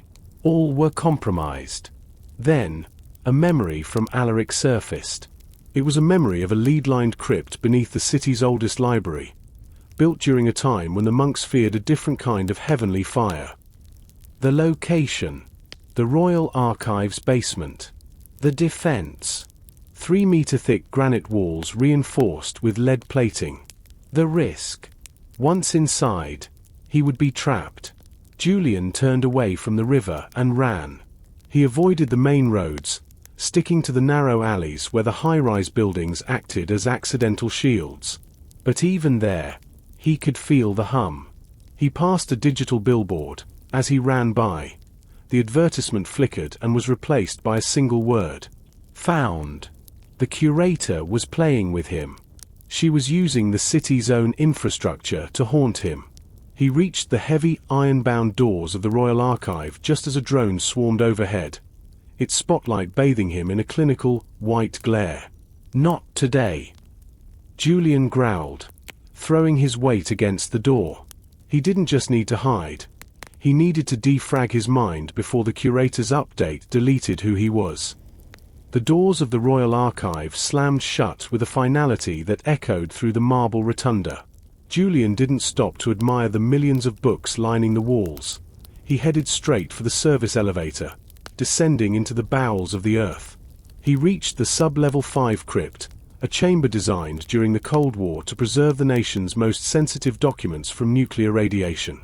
The walls here were 3 meters of solid granite, lined with a continuous sheath of lead. As the heavy vault door hissed shut and the locking bolts engaged, the hum in Julian's mind abruptly vanished. The Faraday effect.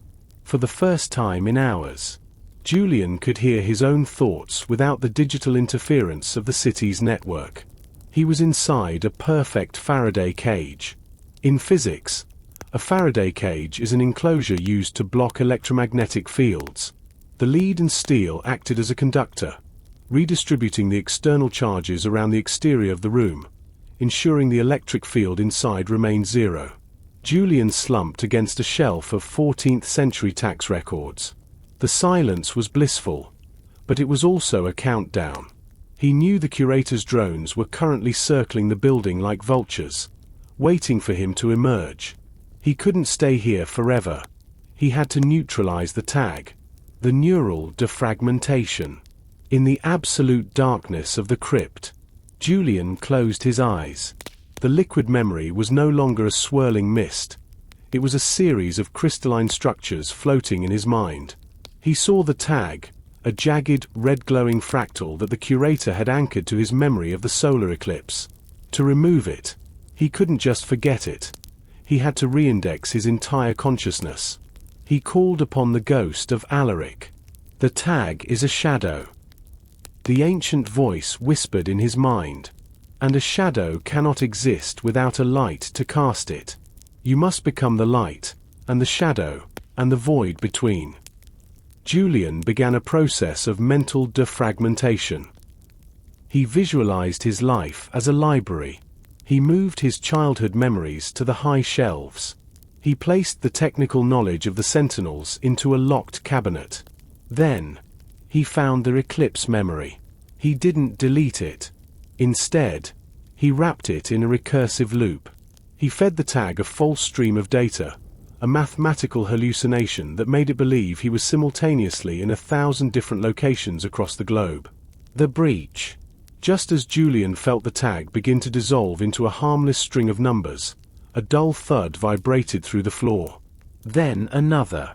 The curator wasn't waiting for him to come out. She was using thermal lances to cut through the vault door.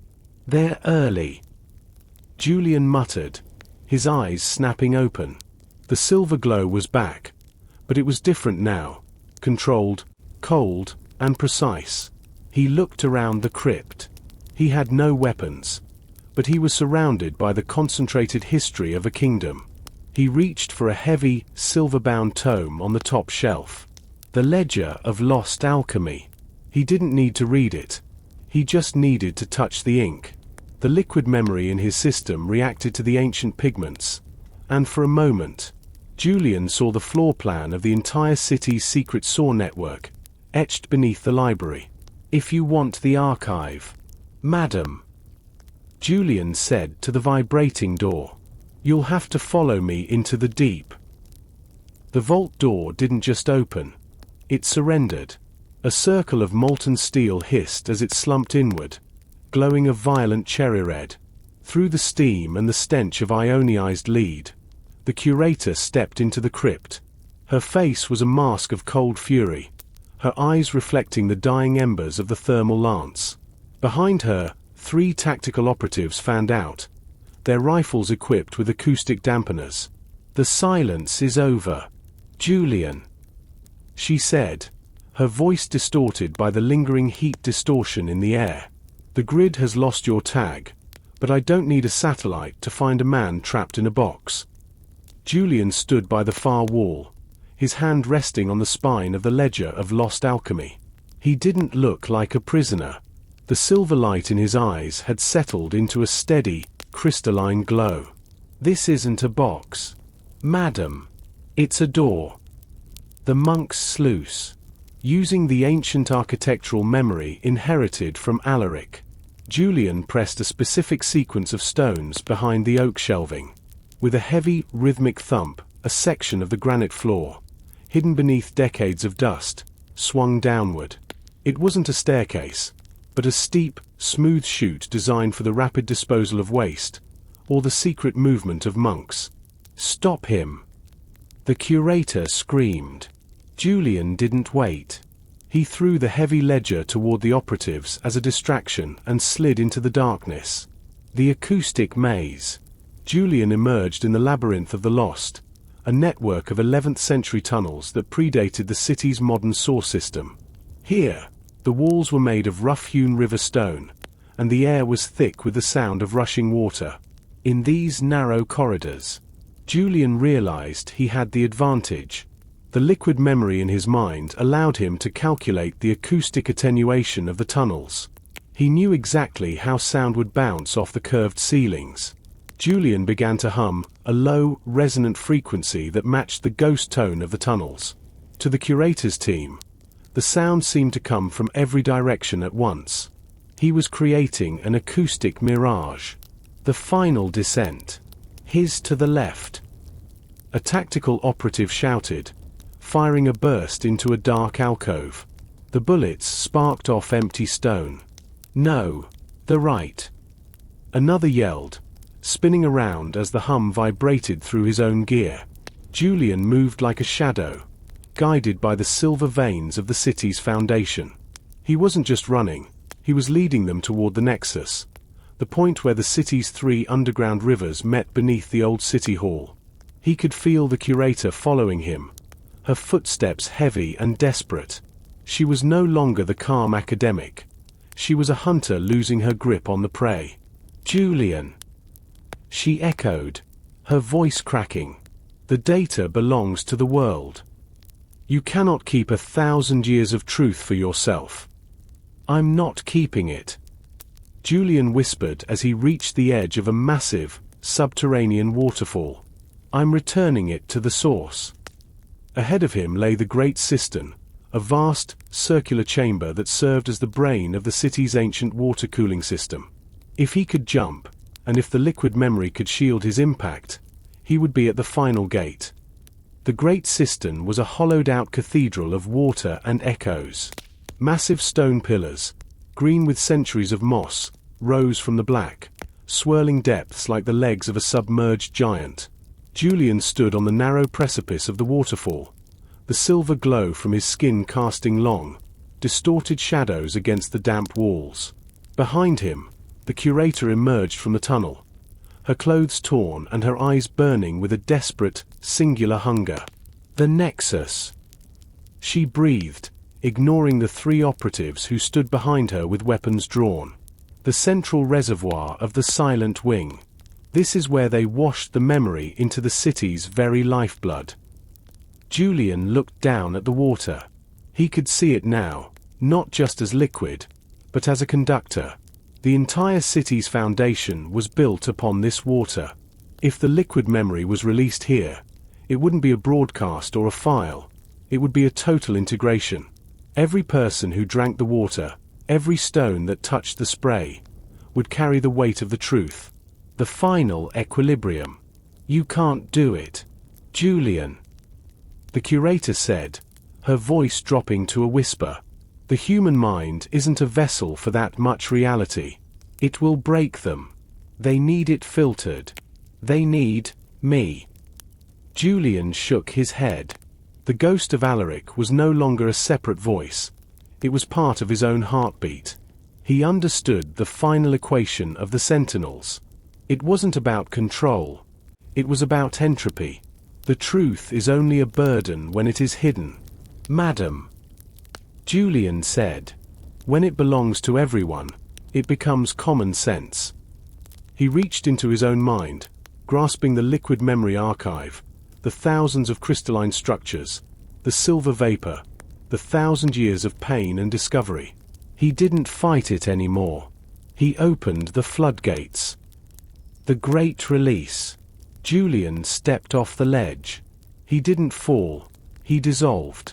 As his body hit the surface of the great cistern, the silver light within him exploded. A massive wave of brilliant, mercurial energy surged through the reservoir. It wasn't an explosion of heat, but an explosion of information. The curator screamed as the light hit her. She didn't die. She was simply shown everything. She saw the faces of the people she had stepped on, the beauty of the art she had tried to cage, and the absolute, crushing insignificance of her own ego in the face of history. The tactical team dropped their weapons, falling to their knees as the ghost memories of 1,000 lives washed over them. The new dawn. When the light faded, the great cistern was silent. The water was no longer black. It carried a faint, permanent shimmer. The curator was gone, her mind unable to process the total honesty of the archive. She had retreated into a catatonic silence, a woman who had finally found the truth and found herself lacking. Julian surfaced near a stone stairway. His eyes were back to their natural hazel, and his skin was no longer glowing. The liquid memory was gone. It was in the water, in the walls, and in the air. He was just a man again. A man who was tired, dusty, and very much in need of a quiet cup of coffee. As he walked out into the morning streets of the city, he saw a group of strangers standing by a public fountain. They weren't talking. They were just looking at each other with a new, profound sense of recognition. One man helped an elderly woman with her bags, not out of duty, but with a deep, inherent understanding of her struggle. The great museum mystery had started with a stolen bird. It ended with a city that finally remembered how to be human. Julian smiled, adjusted his glasses, and walked toward the museum. He had a lot of work to do. The Golden Falcon was back in its case, and for the first time in 1,000 years, it was finally at peace.